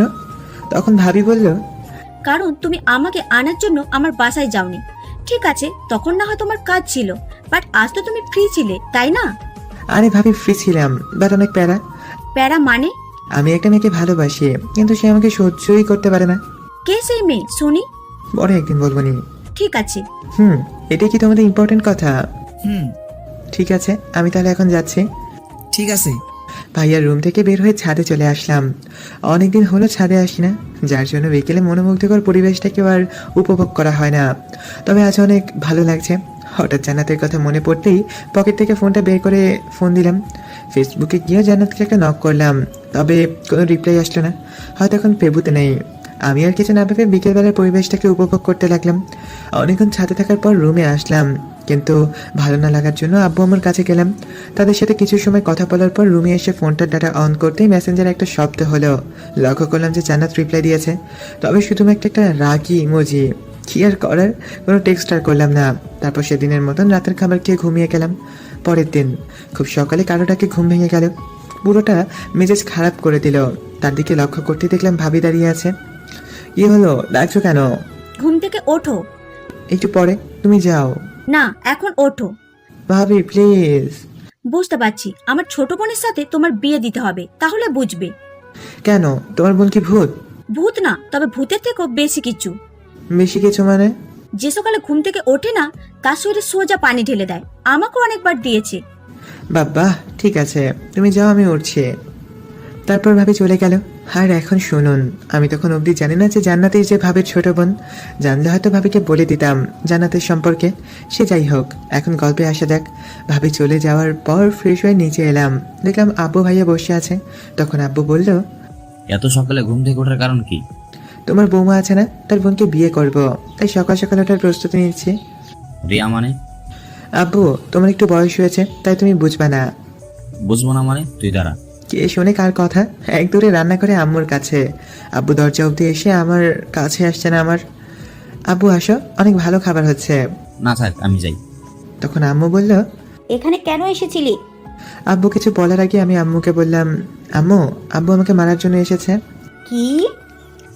আরে আমি তো মজা করছিলাম। আর মজা করতে হবে না, তুমি এখান থেকে যাও। আব্বু আমার কথা শুনে চলে গেল। এটা অবশ্য আজ প্রথম না, এর আগে অনেকবার হয়েছে। যখন আব্বু মারতে চায় আম্মুর কাছে চলে আসে, আবার যখন আম্মু মারতে চায় আব্বুর কাছে চলে আসে, যার জন্য কেউ মারতে পারে না। আব্বু চলে যাওয়ার পর একটা চেয়ার টেনে আম্মুর এবং ভাবির কাছে বসলাম। তখন আম্মু বলল, ওই, আজ কি বলেছিস? বলেছি ভাবি ছোট বোনকে বিয়ে করব। তখন ভাবি বলল, কি? তুমি তো আমার বোনকে এখন অব্দি দেখোই নাই। আরে আমি তো মজা করছিলাম। গাধা। সে তুমি যাই বলো। আর ভাবি শোনো, আজ থেকে, সরি আজ না, এখন থেকে তুমি আমাকে তুই করে বলবে, ঠিক আছে? তখন ভাবি বলল, না, বলতে পারবো না। আম্মু। বৌমা, বলোই না। আর বললে কি হবে? কিন্তু কোনো কিন্তু না। ঠিক আছে, তবে নিলয় বাবু, আজ আমাকে নিয়ে ঘুরতে যেতে হবে। আজ? হ্যাঁ। ঠিক আছে, তাই হবে। তারপর আম্মু এবং ভাবির সাথে অনেকক্ষণ আড্ডা দেওয়ার পর রুমে চলে আসলাম। কিছু সময় পর ভাবিকে নিয়ে ঘুরতে বের হলাম। ভাবি তুমি পেছনে বসো। কেন? আমি বলছি তাই। ঠিক আছে, তোমার ইচ্ছা। তুমি না, তুই। ঠিক আছে, তুই। এখন বলো কোথায় যাবা? যাব, তবে প্রথমে তোমার কলেজে চলো। কলেজে কেন? আমার বোনও সাথে যাবে। ঠিক আছে। তারপর ভাবিকে নিয়ে কলেজে গেলাম। কলেজে যাওয়ার পর ভাবি কাকে যেন কল করে আসতে বলল, আর আমি গাড়ি নিয়ে বাইরে গেলাম। বাইরে 5 মিনিট অপেক্ষা করার পর দেখলাম জান্নাত আমার দিকে আসছে। এই রে, এই মেয়ে জেনে গেল না তো আমি সেই ছেলে, কিন্তু আমি তো কাউকে বলিনি, তাহলে জানলো কি করে? আল্লাহ, এখন যে এই মেয়ে কি করবে আল্লাহ জানে শুধু। এমনিতেই তার মাথার দুটো তার কাটা, এখন কি না কি করবে। আল্লাহ আমারে বাঁচাও। মনে মনে এইসব ভাবছে, আর এমন সময় জান্নাত বলল, ওই কুত্তা, তুই এখানে কি করিস? আমি এখানে না মানে। কি মানে করছিস? তুই এখানে কেন সেটা আগে বল। কিছু বলতে যাব, ঠিক সেই সময় ভাবি বলল, নিলয়, ভেতরে আয়। জি। তার মানে তুই ড্রাইভার? আমি ড্রাইভার। আমিও তো সেটাই বলছি। ঠিক আছে, তোমাকে একটু পরে বলছি। জান্নাতকে কিছু বলার সুযোগ না দিয়ে ভাবিকে নিয়ে গাড়ির ভিতর থেকে বাইরে বের করে একটু দূরে নিয়ে আসলাম। তখন ভাবি বলল, আরে বাইরে আনলে কেন? ওটা তোমার কি হয়? কেন, আমার বোন। নিজের বোন? হ্যাঁ, কিন্তু তোকে কি কিছু বলেছে? বলনি, তবে বলবে। কি বলবে? আরে এইটাই সেই মেয়ে। কোন মেয়ে? আরে আমি যাকে ভালোবাসি। কি, তার মানে জান্নাত? হ্যাঁ। ঠিক আছে, আমি ওকে সব বলবো। না ভাবি, কিছু বলবে না। ও যদি কিছু জিজ্ঞেস করে তাহলে বলবে আমি ড্রাইভার। কি বলছিস এইসব? পাগল হয়েছিস? না, তোমাকে যেটা বলছি তাই করবা প্লিজ। কিন্তু নিলয়, তুই এইসব কেন করেছিস? সময় হলে বুঝতে পারবে। ঠিক আছে, তোর ইচ্ছা। ভাবির সাথে কথা বলা শেষ করে গাড়িতে চলে আসলাম। আমাদের দেখে জান্নাত বলল, আপু, তোর এই ড্রাইভারটার সাথে কি এত কথা? তেমন কিছু না। নিলয়, এখন চল। কোথায় যাবে? ভাবি মানে? আর তুই আপুকে তুমি করে বলছিস কেন? ম্যাডাম বলবি। ঠিক আছে। তারপর ভাবির কথা মতন একটা স্থানে আসলাম। ভাবি আর জান্নাত হাঁটাহাঁটি করছে, কিন্তু আমার মন চাইছে জান্নাতকে লাথি দিয়ে ঠান্ডা জলে ফেলে দিই। সারাটা রাস্তা জ্বালাতে জ্বালাতে এসেছে। মানে আমি ওকে এতদিন যেসব কথা বলেছি সব কথা ভাবিকে বলে দিছে, সাথে অপমান তো আছেই। ওই, তোরে এতক্ষণ ধরে ডাকছি, শুনতে পাস না? কি হয়েছে? কি হয়েছে মানে? আমাদের জন্য বাদাম নিয়ে আয়। আমার কাছে টাকা নেই। জানি তো তুই একটা ফকির। আর আমাকে কি বলেছিলি? I love you. How funny. আরে তুই নিজেকে একবার দেখ আর আমাকে একবার দেখ। তোর সাথে কি আমার কখনো যায়? সরি। কিসের সরি? শালা ফকির কোথাকার। জান্নাতের কথা শুনে এবার প্রচুর রাগ হয়ে গেল। বারবার আজে বাজে কথা বলছে। চুপ, একদম চুপ। আরেকবার কথা বললে আমি তোকে কি করব আমি নিজেও জানি না। কি আছে তোর যার জন্য এত অহংকার? হ্যাঁ, আমি তোকে ভালোবাসি, তবে তোর সম্পত্তির জন্য না। সরি, ওটা তো আবার তোরও সম্পত্তি না, তোর বাবার। কি বলছিস বারবার? আমি ফকির? হ্যাঁ আমি ফকির, তবে একটা কথা বারবার বলবি না। আর কি খেতে চেয়েছিলে? বাদাম, রাইট? তুই এখন একটু অপেক্ষা কর, তোর জন্য বাদাম নিয়ে আসছি। একেবারে কথাগুলো বললাম। কথা বলার সময় খেয়াল করলাম জান্নাত অনেকটা মূর্তির মতন হয়ে দাঁড়িয়ে আছে, হয়তো এমন কিছু আশা করেনি। তারপর জান্নাতের থেকে চলে এসে ভাবির কাছে এলাম আর বললাম, ভাবি কিছু টাকা দাও তো, বাদাম কিনবো। আমি বাসা থেকে বেরোবার সময় পার্সেন্টে ভুলে গেছি। ঠিক আছে, কিন্তু তোর আর জান্নাতের মধ্যে কি এমন কথা হলো? দেখলাম তুই রেগে কথা বলছিস। ও কিছু না, তুমি টাকা দাও। তারপর ভাবির থেকে টাকা নিয়ে বাদাম কিনে জান্নাতের কাছে গেলাম। তবে জান্নাতকে দেখে অনেকটা অবাক হলাম, কারণ আমি যে অবস্থায় দেখে গেছি ঠিক একইভাবে রয়েছে। পেতনি ধরলো না তো? তাতে আমার কি? বাদামের প্যাকেটটা জান্নাতের হাতে ধরিয়ে দিয়ে বললাম, নে খা। কিন্তু তাতেও কোনো কথা বললো না। এবার একটু ভয় হলো, মেয়েটার কিছু হয়ে গেল না তো। মনে মনে এইসব ভাবছি, ঠিক তখনই একটা ফাজিল বুদ্ধি মাথায় চাপলো এবং সেটা প্রয়োগ করলাম। ভাবি তোমার ছোট বোন কেমন যেন হয়ে গেছে, আমাকে কিস করতে চাইছে। জোরে জোরে কথাটি বললাম যেন জান্নাতের ধ্যান নষ্ট হয়। কথাটি বলা শেষ করে জান্নাতের দিকে তাকাতেই মনে হলো ওর চোখের মধ্যে আগ্নেয়গিরি উৎপন্ন হচ্ছে। ভাবি তুমি ভাইয়ের সাথে কথা বলা বাদ দিয়ে তোমার এই পেতনি বোনকে দেখো তো, আমার ইজ্জত লুটে নিল। প্লিজ প্লিজ বাঁচাও। আমার কথা শুনে ভাবি ভাইয়ের সাথে ফোনে কথা না ভুলে আমাদের কাছে এলো। কি হয়েছে তোদের? ভাবি আমার সব শেষ। শেষ মানে? তোমার বোন আমার আর কিছু বলা হয়ে উঠলো না, কারণ তার আগে জান্নাতের হাতে আমার মুখ চেপে ধরলো। জান্নাতের হাতটা মুখে পড়তেই আমি যেন কোথায় হারিয়ে গেলাম। যে মেয়ে শুধু আমাকে থাপ্পড় মারে, এখন সেই কিনা ডাহা মিথ্যা কথাও মেনে নিয়ে আমাকে আটকে রেখেছে। মনটা চাইছে জান্নাতকে একটু সুন্দর শৈল্পিক হাতটায় ভালোবাসার স্পর্শ এঁকে দিই একটু, কিন্তু পারছি না। সে যাই হোক, জান্নাত ভাবিকে একটু দূরে যেতে বলল। ভাবি আর কোনো কথা বললো না, কারণ ভাবিটা আমার ভাইয়ের সাথে ফোনে প্রেমালাপ করবে। ভাবি চলে যাওয়ার পর জান্নাত হাতটা সরালো। তোমার হাতটা কিন্তু অনেক শৈল্পিক। শালা লুচ্চা, আপুকে মিথ্যা কথা বলি কেন? তুমি পেতনির মতন দাঁড়িয়েছিলে তাই এরকম করেছি, কারণ আমি অল্প বয়সে বিধবা হতে পারবো না। বিধবা মানে? তুমি বুঝবে না, যাও তোমার আপুর সাথে হাঁটাহাঁটি করো, তাড়াতাড়ি বাসায় যেতে হবে। জান্নাত কিছু না বলে চলে গেল। আরো কিছু সময় পর ভাবি আর জান্নাত আসলো। তারপর তারা দুজনেই গাড়িতে বসলো। ভাবি এত তাড়াতাড়ি বাসায় যাবে? তাহলে কি করব? তুই তো শুধু গাড়ির মধ্যে বসে পাইছিস এক ফোন টেপা। আরে তোমার তো ছোট বোন ছিল, আর বেআইন কেমন ঘোরাঘুরি করলেন আপনি? আপু আমি শিওর তোমাদের দুজনের কথা বলা দেখি আমি পাগল হয়ে যাব। কেন পাগল হওয়ার কি আছে? আগে তুই বল, তুই কে? ড্রাইভার। তাহলে আপুকে ভাবি রাখছিস কেন? বড় ম্যাডাম বলে দিয়েছে। বড় ম্যাডাম মানে? ভাবি শাশুড়ি আম্মা। ও, আমি তো অন্য কিছু ভাবছিলাম। কি ভেবেছিলে? সেটা তোর জানা লাগবে না, এখন চল। আমি আর কোনো কথা না বলে ড্রাইভ করতে লাগলাম। তবে কোথায় যাব সেটা জানি না, তাই ভাবিকে বললাম, ভাবি এখন কোথায় যাব? বাসায় যাব। আমি তো তোমার বাসার ঠিকানা জানি না। আরে ও বাসা না, আমাকে বাসায় নামিয়ে দিয়ে জান্নাতকে নিয়ে আমাদের ওই বাসায় নিয়ে যাবি। ঠিক আছে। তারপর ভাবিকে বাসায় নামিয়ে দিয়ে আবারও ড্রাইভ করতে লাগলাম। এই যে ম্যাডাম, বাসার ঠিকানা বলেন। উত্তরা। এরকম অফ হয়ে গেলে কেন? বিফটার জন্য কষ্ট হচ্ছে? বিএফ মানে? বাসায় যাওয়ার পর দেখতে পারবি। তোমার বিএফ আছে আমি বলনি কেন? তোকে বলতে যাব কেন? দেখো জান্নাত, আমি সত্যি তোমাকে অনেক বেশি ভালোবাসি। ওই চুপ, তোর কোনো ঠিকানা আছে? কাজ তো করি শুধু ড্রাইভিং, সেটাও আমার দুলা ভাইয়ের বাসায়। তাতে কি হয়েছে? আমি তো তোমাকে ভালোবাসি, তাই না? এত কথা বলা বাদ দিয়ে গাড়ি চালা। গাড়ি ড্রাইভ করছি, এমন সময় জান্নাত গাড়ি থেকে থামাতে বলল, কিন্তু এটা তো ওর বাসা না। ওই শালা ফকির, এই দেখ আমার বিএফ।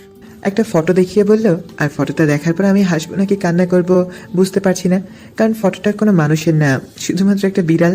কি হলো, কথা বলছিস না কেন? না মানে এমনি। তাহলে হাসছিস কেন? তেমন কিছু না।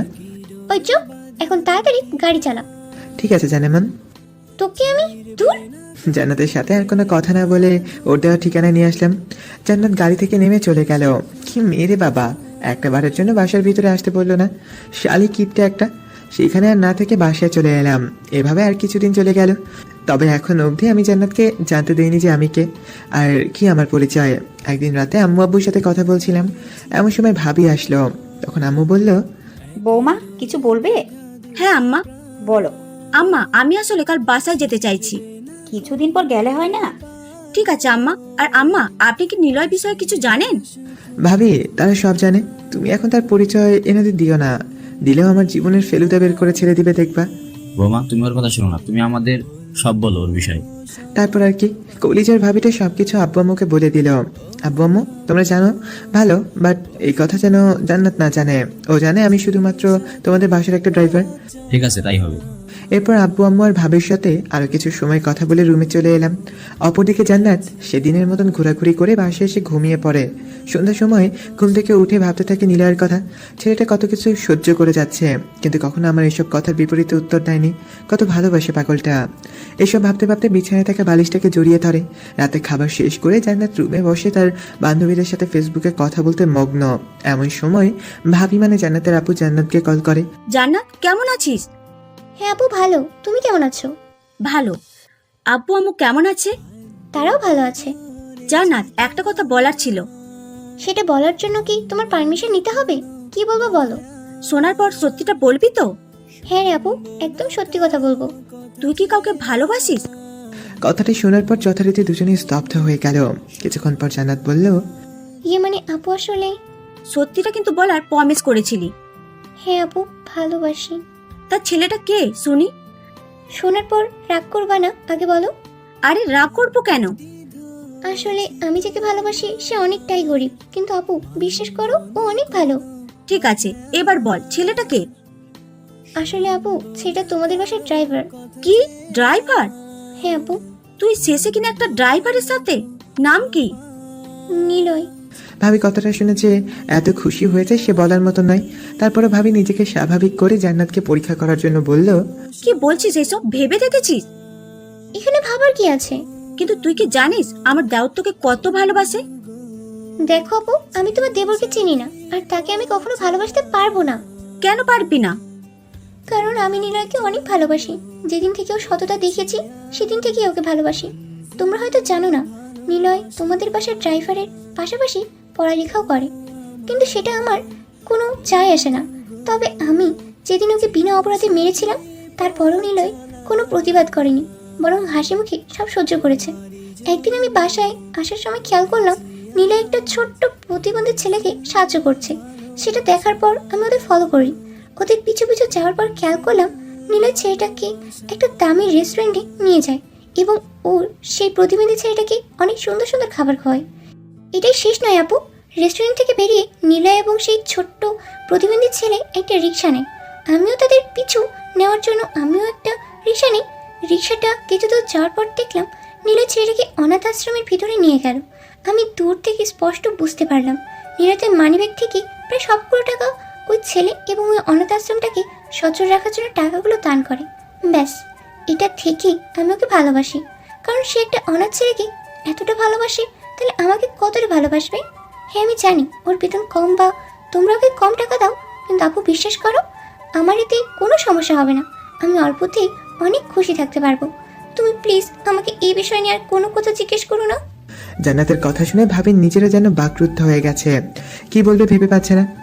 অনেকটাই ভাবির গর্বও হচ্ছে বটে, কেননা তার ছোট বোন টাকাকে নয় বরং ভালোবাসাটাকে আপন করে পেতে চায়। জান্নাতের কথাগুলো শোনার পর ভাবির চোখ দিয়ে দুফোঁটা জল গড়িয়ে পড়ে। জান্নাতকে কি বলে এখন সান্ত্বনা দিবে সেটা খুঁজে পাচ্ছে না। হঠাৎ মনে পড়লো জান্নাত নিলয়কে যেসব কথা বলে অপমান করে সেই সব কথা, তাই বলল, কিন্তু তুই তো নীলকে সহ্য করতে পারিস না। কে বললো তোমাকে? আমি তো নিজেই শুনলাম তুই ওকে ছোট লোক, ফকির আরো কত কিছু বলে অপমান করেছিস। করি, তবে সেটা শুধু ওকে পরীক্ষা করার জন্য। বুঝলাম, কিন্তু আমি কোনো কথা শুনতে চাই না এখন। রাখছি, ভালো থেকো। ভাবি কোনো কথা বলার সুযোগ না দিয়ে জান্নাতের কলটা কেটে দেয়। কলটা কেটে দেওয়ার পর রুমটা বন্ধ করে দিয়ে জান্নাত নীরবে কান্না করে।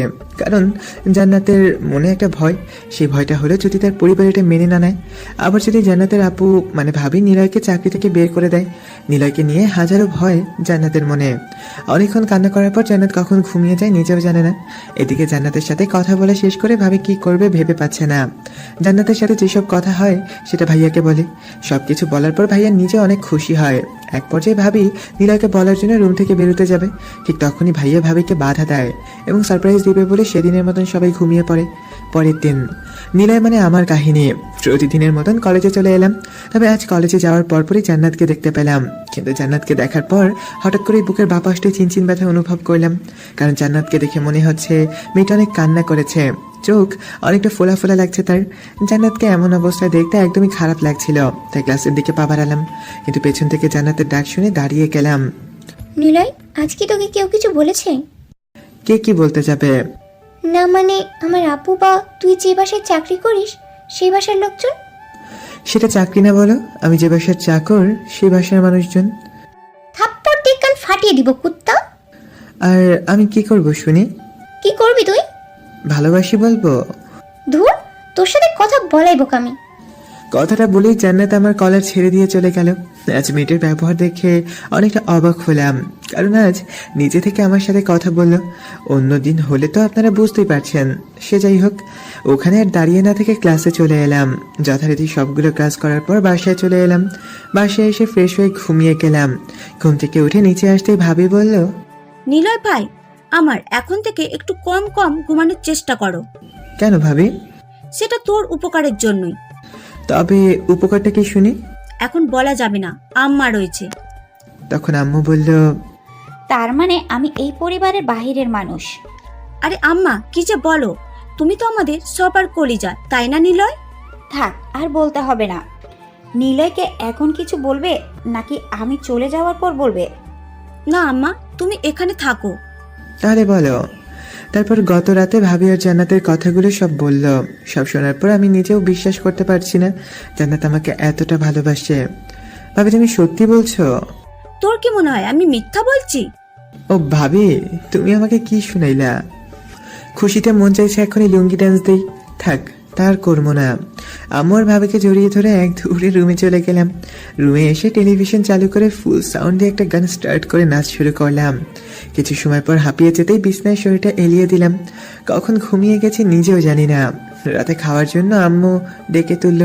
তারপর ফ্রেশ হয়ে রাতের খাওয়া শেষ করে রুমে চলে আসলাম। কিছুক্ষণ বন্ধুদের সাথে কথা বলে ঘুমাতে যাব। এমন সময় জান্নাতের কথা মনে পড়লো। মেয়েটার পারেও আমাকে বোকা বানাতে, আর যেটা চেয়েছিলাম সেটাই হলো। জান্নাত টাকাকে নয়, বরং আমাকে এবং আমার সততাকে ভালোবেসেছে। এসব কথা ভাবতে ভাবতেই ঘুমিয়ে গেলাম। পরদিন কলেজে ঢুকতে দেখলাম জান্নাত এবং ওর ফ্রেন্ডগুলো সবাই বসে বসে আড্ডা দিচ্ছে। ওদের কাছে যেতে যেতে ভাবতে লাগলাম, মেয়েটা পারেও অনেক। এতদিন কত বোকা, কত অপমান করলো, আর সেই নাকি আমাকে ভালোবাসে। তুমি অপেক্ষা করো শোনা, আমাকে কষ্ট দেওয়া তুমি হারে হারে টের পাবে। এসব ভাবতে ভাবতেই জান্নাতের কাছে চলে এলাম। আর জান্নাত বলল, তুই এখানে কেন? তোমার সাথে প্রেম করতে আসলাম। কথাটি বলে জান্নাতের পাশে বসলাম। তুই এখানে বসলি কেন? তাহলে কি তোমার কোলে বসবো? তোরে আমি? আমার গলা ধরে কিছু সময় ঝাঁকানোর পর ছেড়ে দিয়ে আবার আগের অবস্থায় বসলো। আর মারবে না? তুই কে যে তোকে মারতে যাব? তাহলে এখন মারলে কেন? মন চাইলো তাই মারলাম, দরকার পড়লে আবার মারবো, তাতে তোর কি? যদি আমি কোথাও হারিয়ে যাই? হারিয়ে যাবি মানে? তুমি বুঝবে না। এখন বলো কেমন আছে? তখন জান্নাতের বান্ধবী রুহি বলল, দেখতেই তো পাচ্ছ আমি কেমন আছি। ওই আমি তোমাকে বলছি যে তুমি উত্তর দিলে। ঠিক আছে, আর বলবো না। Good girl. এখন জান্নাত বলো কেমন আছো তুমি? সেটা তোকে বলতে যাবো কেন? আমাকে না বললে কাকে বলবে শুনি? যাকে ইচ্ছা তাকে বলবো, আর তুই এখন থেকে যা, না হলে তোর খবর আছে। ওকে যাও, বলতে হবে না। যখন আমি চলে যাব তখন বুঝতে পারবা। কুত্তা ফকির, বারবার কোথায় চলে যাওয়ার কথা বলছিস তুই? তোকে আমি... কে শোনে কার কথা? এক দৌড়ে ক্লাসে চলে এলাম। ক্লাসে বসে বন্ধুদের সাথে আড্ডা দিচ্ছি। এমন সময় জান্নাত ক্লাসে আসলো। সেদিকে আর খেয়াল না করে বন্ধুদের সাথে মজা করতে লাগলাম। কিছুক্ষণ মজা করার পর স্যার ক্লাসে আসলো। তবে ক্লাসগুলো করার সময় জান্নাতের দিকে চোখ পড়তে দেখতে পেলাম আমার দিকে কেমন ভাবে যেন তাকিয়ে আছে। এটা অবশ্য আজ প্রথম না, মাঝে মাঝে তাকিয়ে থাকে। তবে আজকে তাকানোটা অনেকটা ভিন্ন। হয়তো কিছু চাওয়া বা পাওয়ার আশে তাকিয়ে আছে। দুজন একসাথে চোখ পড়তেই মুচকি হেসে ক্লাসে মনোযোগ দিলাম। যথারীতি সবগুলো ক্লাস করার পর বাইরে বের হবো এমন সময় কে যেন পেছন থেকে ধাক্কা দিল। নিজের ভারসাম্য রক্ষায় ব্যর্থ হয়ে সামনে থাকা মেয়েটার সাথে ধাক্কা লেগে দুজনেই পড়ে যাই। জয়কে জিজ্ঞেস করলাম কে ধাক্কা দিয়েছে। প্রত্যুত্তরে বলল জান্নাতেরা করেছে। জান্নাতের দিকে তাকাতে দেখলাম চুপ করে দাঁড়িয়ে আছে। মুচকে হাসি দিয়ে পড়ে যাওয়া মেয়েটার দিকে তাকাতেই ফকিরের বাচ্চা, দেখে চলতে পারিস না? ইচ্ছা করে মেয়েদের উপরে পড়তে অনেক ভালো লাগে, তাই না? আসলে আমি ইচ্ছে করে কিছু করিনি। ইচ্ছা করে করিস নাই মানে? খুব ভালো করে জানি তোদের মতো ছেলেদের। আসিস তো বড়লোক বাপের কোনো মেয়েকে পটাতে, আর তুই আমার ড্রেসের কি করলি? তুই জানিস এই ড্রেসের দাম কত? সারা বছর কাজ করলেও এমন একটা ড্রেস কিনতে পারবি? আমি দুঃখিত। সরি বলার পর জান্নাতের দিকে তাকালাম। তবে মেয়েটাকে দেখে অনেক ভয় করছে। অগ্নিময় চোখ নিয়ে আমার আর পড়ে যাওয়া মেয়েটাকে দেখছে, কিন্তু কিছু বলছে না। সরি মানে? তোকে আজ এটার উপযুক্ত শাস্তি পেতে হবে, না হলে তোরা ভালো হবি না। তারপর পড়ে যাওয়া মেয়েটি তার এক ফ্রেন্ডের হাত থেকে সস নিয়ে আমার শার্টের উপর ছুঁড়ে মারলো। মেয়েটা এমন কাজ করবে ভাবতে পারিনি। শার্টের দিকে তাকাতেই বুঝতে পারলাম যে নষ্ট হয়ে গেছে শার্টটা, আর এটা বেশি সময় পরে থাকাও যাবে না। মনে মনে এসব ভাবছে, এমন সময় ঠাস ঠাস শব্দ হলো। ভালো করে তাকিয়ে দেখতে পেলাম জান্নাত মেয়েটাকে থাপ্পড় মারছে। তারপর জান্নাত কি মনে করে যেন পড়ে যাওয়া মেয়েটার চুল ধরে সসের বোতল নিয়ে তার ড্রেসের উপর ছুঁড়ে মারলো। জান্নাতের এমন রাগ দেখে নিজেরই গলা শুকিয়ে উঠলো। একটা ঢোক গিলে জান্নাতের দিকে তাকালাম, তখন বলল, তুই কি বলেছিলি ড্রেসের দামও জোগাড় করতে পারবি না, তাই না? এনে টাকা। পাশ থেকে কিছু টাকা মেয়েটার মুখের উপর ঢিল দিল। জান্নাত, এখানে তো মেয়েটার কোনো দোষ নেই। তুই চুপ কর কুত্তা। এই মেয়ের সাহস কত! ওকে তো আমি আজ মেরেই ফেলবো। অবস্থা বেগতিক, তাই জান্নাতকে এক প্রকার জোর করে সেখান থেকে নিয়ে আসলাম। আসার পরই, ওই তুই আমাকে নিয়ে আসলি কেন? তো কি করব? আর মেয়েটাকে মারছিলে কেন? মারবো নাকি তাহলে আদর করবো? মানে? মানে তোর কি হাত নেই? তোকে যে মারলো তুই কিছু বলতে পারলি না? আর এই যে তোমরা, আমার বন্ধুদের উদ্দেশ্য করে, তোমরা কি কিছু বলতে পারলে না? নিলয়ের আর্থিক অবস্থা না হয় খারাপ, কিন্তু তোমাদের তো না। তোমরা কি কেউ কিছু বলতে পারলে না? কি বলবো আমরা? নিলয় আগে থেকেই আমাদের সবাইকে চুপ করতে থাকতে বলেছে। ওই তুই ওদের চুপ থাকতে বলছিস কেন? তাছাড়া কি করব? আমি তো একটা ফকির। তোকে একদম মেরে ফেলবো আর একবার এসব কথা বললে। কেন? যেটা সত্যি সেটাই তো বলছি। বলতে হবে না তো সত্যি কথা। কিছু সময় চুপ থাকার পর আবার জান্নাত বলল, জয়, তোমার শার্টের নিচে কি ওটা? T shirt? শার্ট খুলো। মানে কি বলছো এসব? যেটা বলছি সেটা করো। এরপর জয় আর কিছু বলার সাহস পেল না, কারণ জান্নাত এখনো রেগে আছে। জয় শার্ট খুলে জান্নাতের হাতে দিল। তারপর জান্নাত আমাকে সাথে করে কলেজের বাথরুমে নিয়ে আসলো। আরে, আমাকে এখানে আনলে কেন? এত কথা বলিস কেন? যা ভিতরে গিয়ে ফ্রেশ হয়ে এই শার্টটা পরে নে। জান্নাতের থেকে শার্টটা নিয়ে বাথরুমে চলে গেলাম। ফ্রেশ হয়ে বাইরে বের হতেই দেখলাম জান্নাত দাঁড়িয়ে আছে। হয়েছে। এখন চলো। কোথায় যাব? মার্কেটে। এখন? তোর কোনো সমস্যা? না, আমার কি সমস্যা হতে যাবে? তাহলে চল। তারপর জান্নাতের সাথে সেখান থেকে চলে এলাম। কলেজ গেট থেকে একটা রিক্সা নিয়ে দুজনে রওনা দিলাম। দুজনে চুপচাপ বসে আছি। এমন সময় জান্নাত বলল, তুই কোনো কিছুর প্রতিবাদ করিস না কেন? কে বলল প্রতিবাদ করি না? আজ যে হলো সেটা? এইটা তো আমাদের দোষ ছিল। তাই বলে এতগুলো কথা শোনাবে? সেটা তো তুমিও বলো। তোর সাথে কথা বলে পারবো না। তারপর কিছু শার্ট প্যান্ট আমাকে কিনে দিল। এটা যতটা না রাগি তার থেকে অনেক বেশি সরল। বিল দেওয়ার সময় অনেক জোর করার পরে আমি বিলটা দিতে পারলাম না, কারণ জান্নাত নিজে আজ সব টাকা দিল। তারপর সেখান থেকে বাসায় চলে এলাম। ফ্রেশ হয়ে জান্নাতের কথাগুলো ভাবতে ভাবতেই ঘুমিয়ে গেলাম। হাতে ফেসবুকিং করছি, হঠাৎ করে জান্নাতের কথা মনে পড়তেই কল করলাম। কেমন আছো? তোকে না বলেছি আর কল করবি না? আরে, আমি নিলয়। কি কুত্তা! তার মানে তুই এতদিন এসব কথা বলেছিস? কেন, অন্য কিছু বলার ছিল বুঝি? তোর বুঝতে হবে না। কাল তুই আগে কলেজে আয়, তারপর তোকে দেখাচ্ছি কার কত জন্ম হয়েছে। কথাটা বলে ফোনটা কেটে দিলাম। আমিও আর কিছু না বলে সেদিনের মতন ঘুমিয়ে গেলাম। পরের দিন আজ কেন জানি না জান্নাতে দেওয়ার ড্রেসটা পরতে ইচ্ছে করছে, কিন্তু পরতে পারছি না, কারণ ভালোবাসার মানুষের থাকা কিছু উপহার পেলে সেগুলো নষ্ট করতে ইচ্ছে করে না। কারণটা আমার থেকে তারাই ভালো জানে, যারা নিজেদের ভালোবাসার মানুষটার থেকে কিছু উপহার পেয়েছে। হ্যাঁ, জান্নাত আমাকে সামান্য ড্রেস দিয়েছে, তবে এটাই আমার কাছে অনেক বড় পাওয়া। কিছু সময় ভাবনাতে মগ্ন হলাম, কিন্তু বারবার মন থেকে একটাই জবাব বের হচ্ছে, সেটা হলো কিছুদিন পর ড্রেসটা পরি। তারপর আর কিছু চিন্তা না করে জান্নাতের দেওয়া ড্রেসটা আলমারিতে রেখে দিয়ে অন্য একটা ড্রেস পরে নিচে আসলাম। নিচে আসতে দেখতে পেলাম সবাই নিচে রয়েছে। কি ব্যাপার, আজ সবাই একসাথে? তা না, বাট সবাই একসাথে গল্প করছে, এটা দেখে অনেক ভালো লাগছে। তা ঠিক বলেছিস। আর তুই কি আজ কলেজে যাবি? হ্যাঁ, কেন? তোর ছোট খালা আর রিমি আসবে। তা আমি কি করব? রিমিকে সাথে নিয়ে একটু ঘুরতে। আমি পারবো না। ঠিক আছে, তোর বাসা থাকতে হবে না। আম্মা, আমি আর আপনি তো বাসায় আছি। আন্টি না হয় আপনার সাথে গল্প করবে, আর রিমি আর আমরা দুজনে গল্প করব। হ্যাঁ আম্মু, এটাই ভালো। তোর ভালো দেখতে হবে না।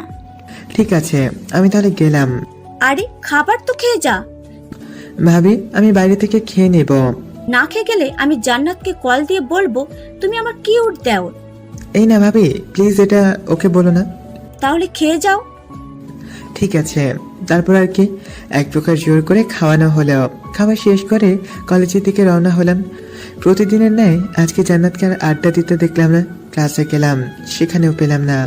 মন খারাপ করে বসে আছি, তখন জয় এলো। কিরে, মন খারাপ? জানাত আসেনি? না। তাহলে কল দে। দিছিলাম, বাট তুলছে না। ভাবিকে কল করে জেনে নে কি হয়েছে। Good idea. আর এক মুহূর্ত অপেক্ষা না করে ভাবিকে কল দিলাম। ভাবি, তোমার বোনের কি হয়েছে? কি হতে যাবে? আজ কলেজে আসলো না যে? সেটা আমি কিভাবে বলবো? আমি কিছু জানতে চাই না, তুমি এখনই ওকে কল করো এবং ওর কি হয়েছে সেটা জেনে আমাকে বলো। ঠিক আছে, বলছি। কলটা কেটে দিলাম। প্রায় 3 মিনিট পর ভাবি আবার কল করলো। হ্যাঁ ভাবি, বলো। ওর নাকি একটু শরীর খারাপ, তাই কলেজে আসতে পারে নাই। তবে তুমি চিন্তা করো না। কিন্তু আমার কল তুলো না কেন? আমারটাও তোলেনি। তারপর আম্মুকে কল করে এটা জানতে পারলাম। ও ঠিক আছে, এখন রাখছি। হুম। ভাবির সাথে কলে কথা বলা শেষ করে জয়কে সাথে নিয়ে ক্লাসে গেলাম। যথারীতি সবগুলো ক্লাস শেষ করে বাসায় চলে এলাম। রুমে এসে ফ্রেশ হয়ে ঘুমিয়ে গেলাম। কিছু সময় পর কারো ডাকে ঘুম ভেঙে গেল। ভালো করে তাকাতেই দেখলাম রিমি বসে আছে। কিরে, ডাকছিস কেন? ওই কুত্তা, এখন কেউ ঘুমায়? আমি ঘুমাই, তুই এখন যা। যাব না। না, না গেলে আমিও আন্টিকে কিন্তু বলে দিব তোরা সজলের রিলেশনের কথা। এই না ভাই, আমার এটা করিস না। তাহলে তুই এখন যা। তুই ঘুমা কুত্তা। রিমি বকা দিতে দিতে রুম থেকে চলে গেল। আর রিমি আমার ক্লাসমেট, যদিও আমরা এক কলেজে না, তারপরে আমরা সেম ইয়ার। আর সজল হলো ওর বয়ফ্রেন্ড। 6 মাসের রিলেশন। থাক, আপনাদের আর শুনতে হবে না। এখন আমি একটু ঘুমাই। রাতে ঘুম থেকে উঠে ফ্রেশ হয়ে নিচে এলাম। নিচে আসতে দেখলাম ভাবি আর রিমি ছাড়া সবাই বসে আছে। হয়তো তারা দুজন গল্প করছে। তখন খালা বলল, আরে নিলয়, দাঁড়িয়ে আছিস কেন? না মানে খালা, এইমাত্র ঘুম থেকে উঠলাম। এদিকে আয়। জি। তা তোর পড়াশোনার কি খবর? এই তো চলছে কোনো রকম। খালা, এবার তোমরা প্লিজ বেশি দিন থেকে যাও একটু। না রে, তোর আঙ্কেলের এখন কাজের চাপ অনেক, কালই চলে যেতে হবে আমাদের। আমি তো এত কিছু জানতে চাই না। তোমরা কম হলেও এখন প্রায় 1 সপ্তাহ থাকতে হবে তোমাদের। কিন্তু ঠিক আছে, তোর আঙ্কেলের সাথে কথা বলে তোদের জানাবো।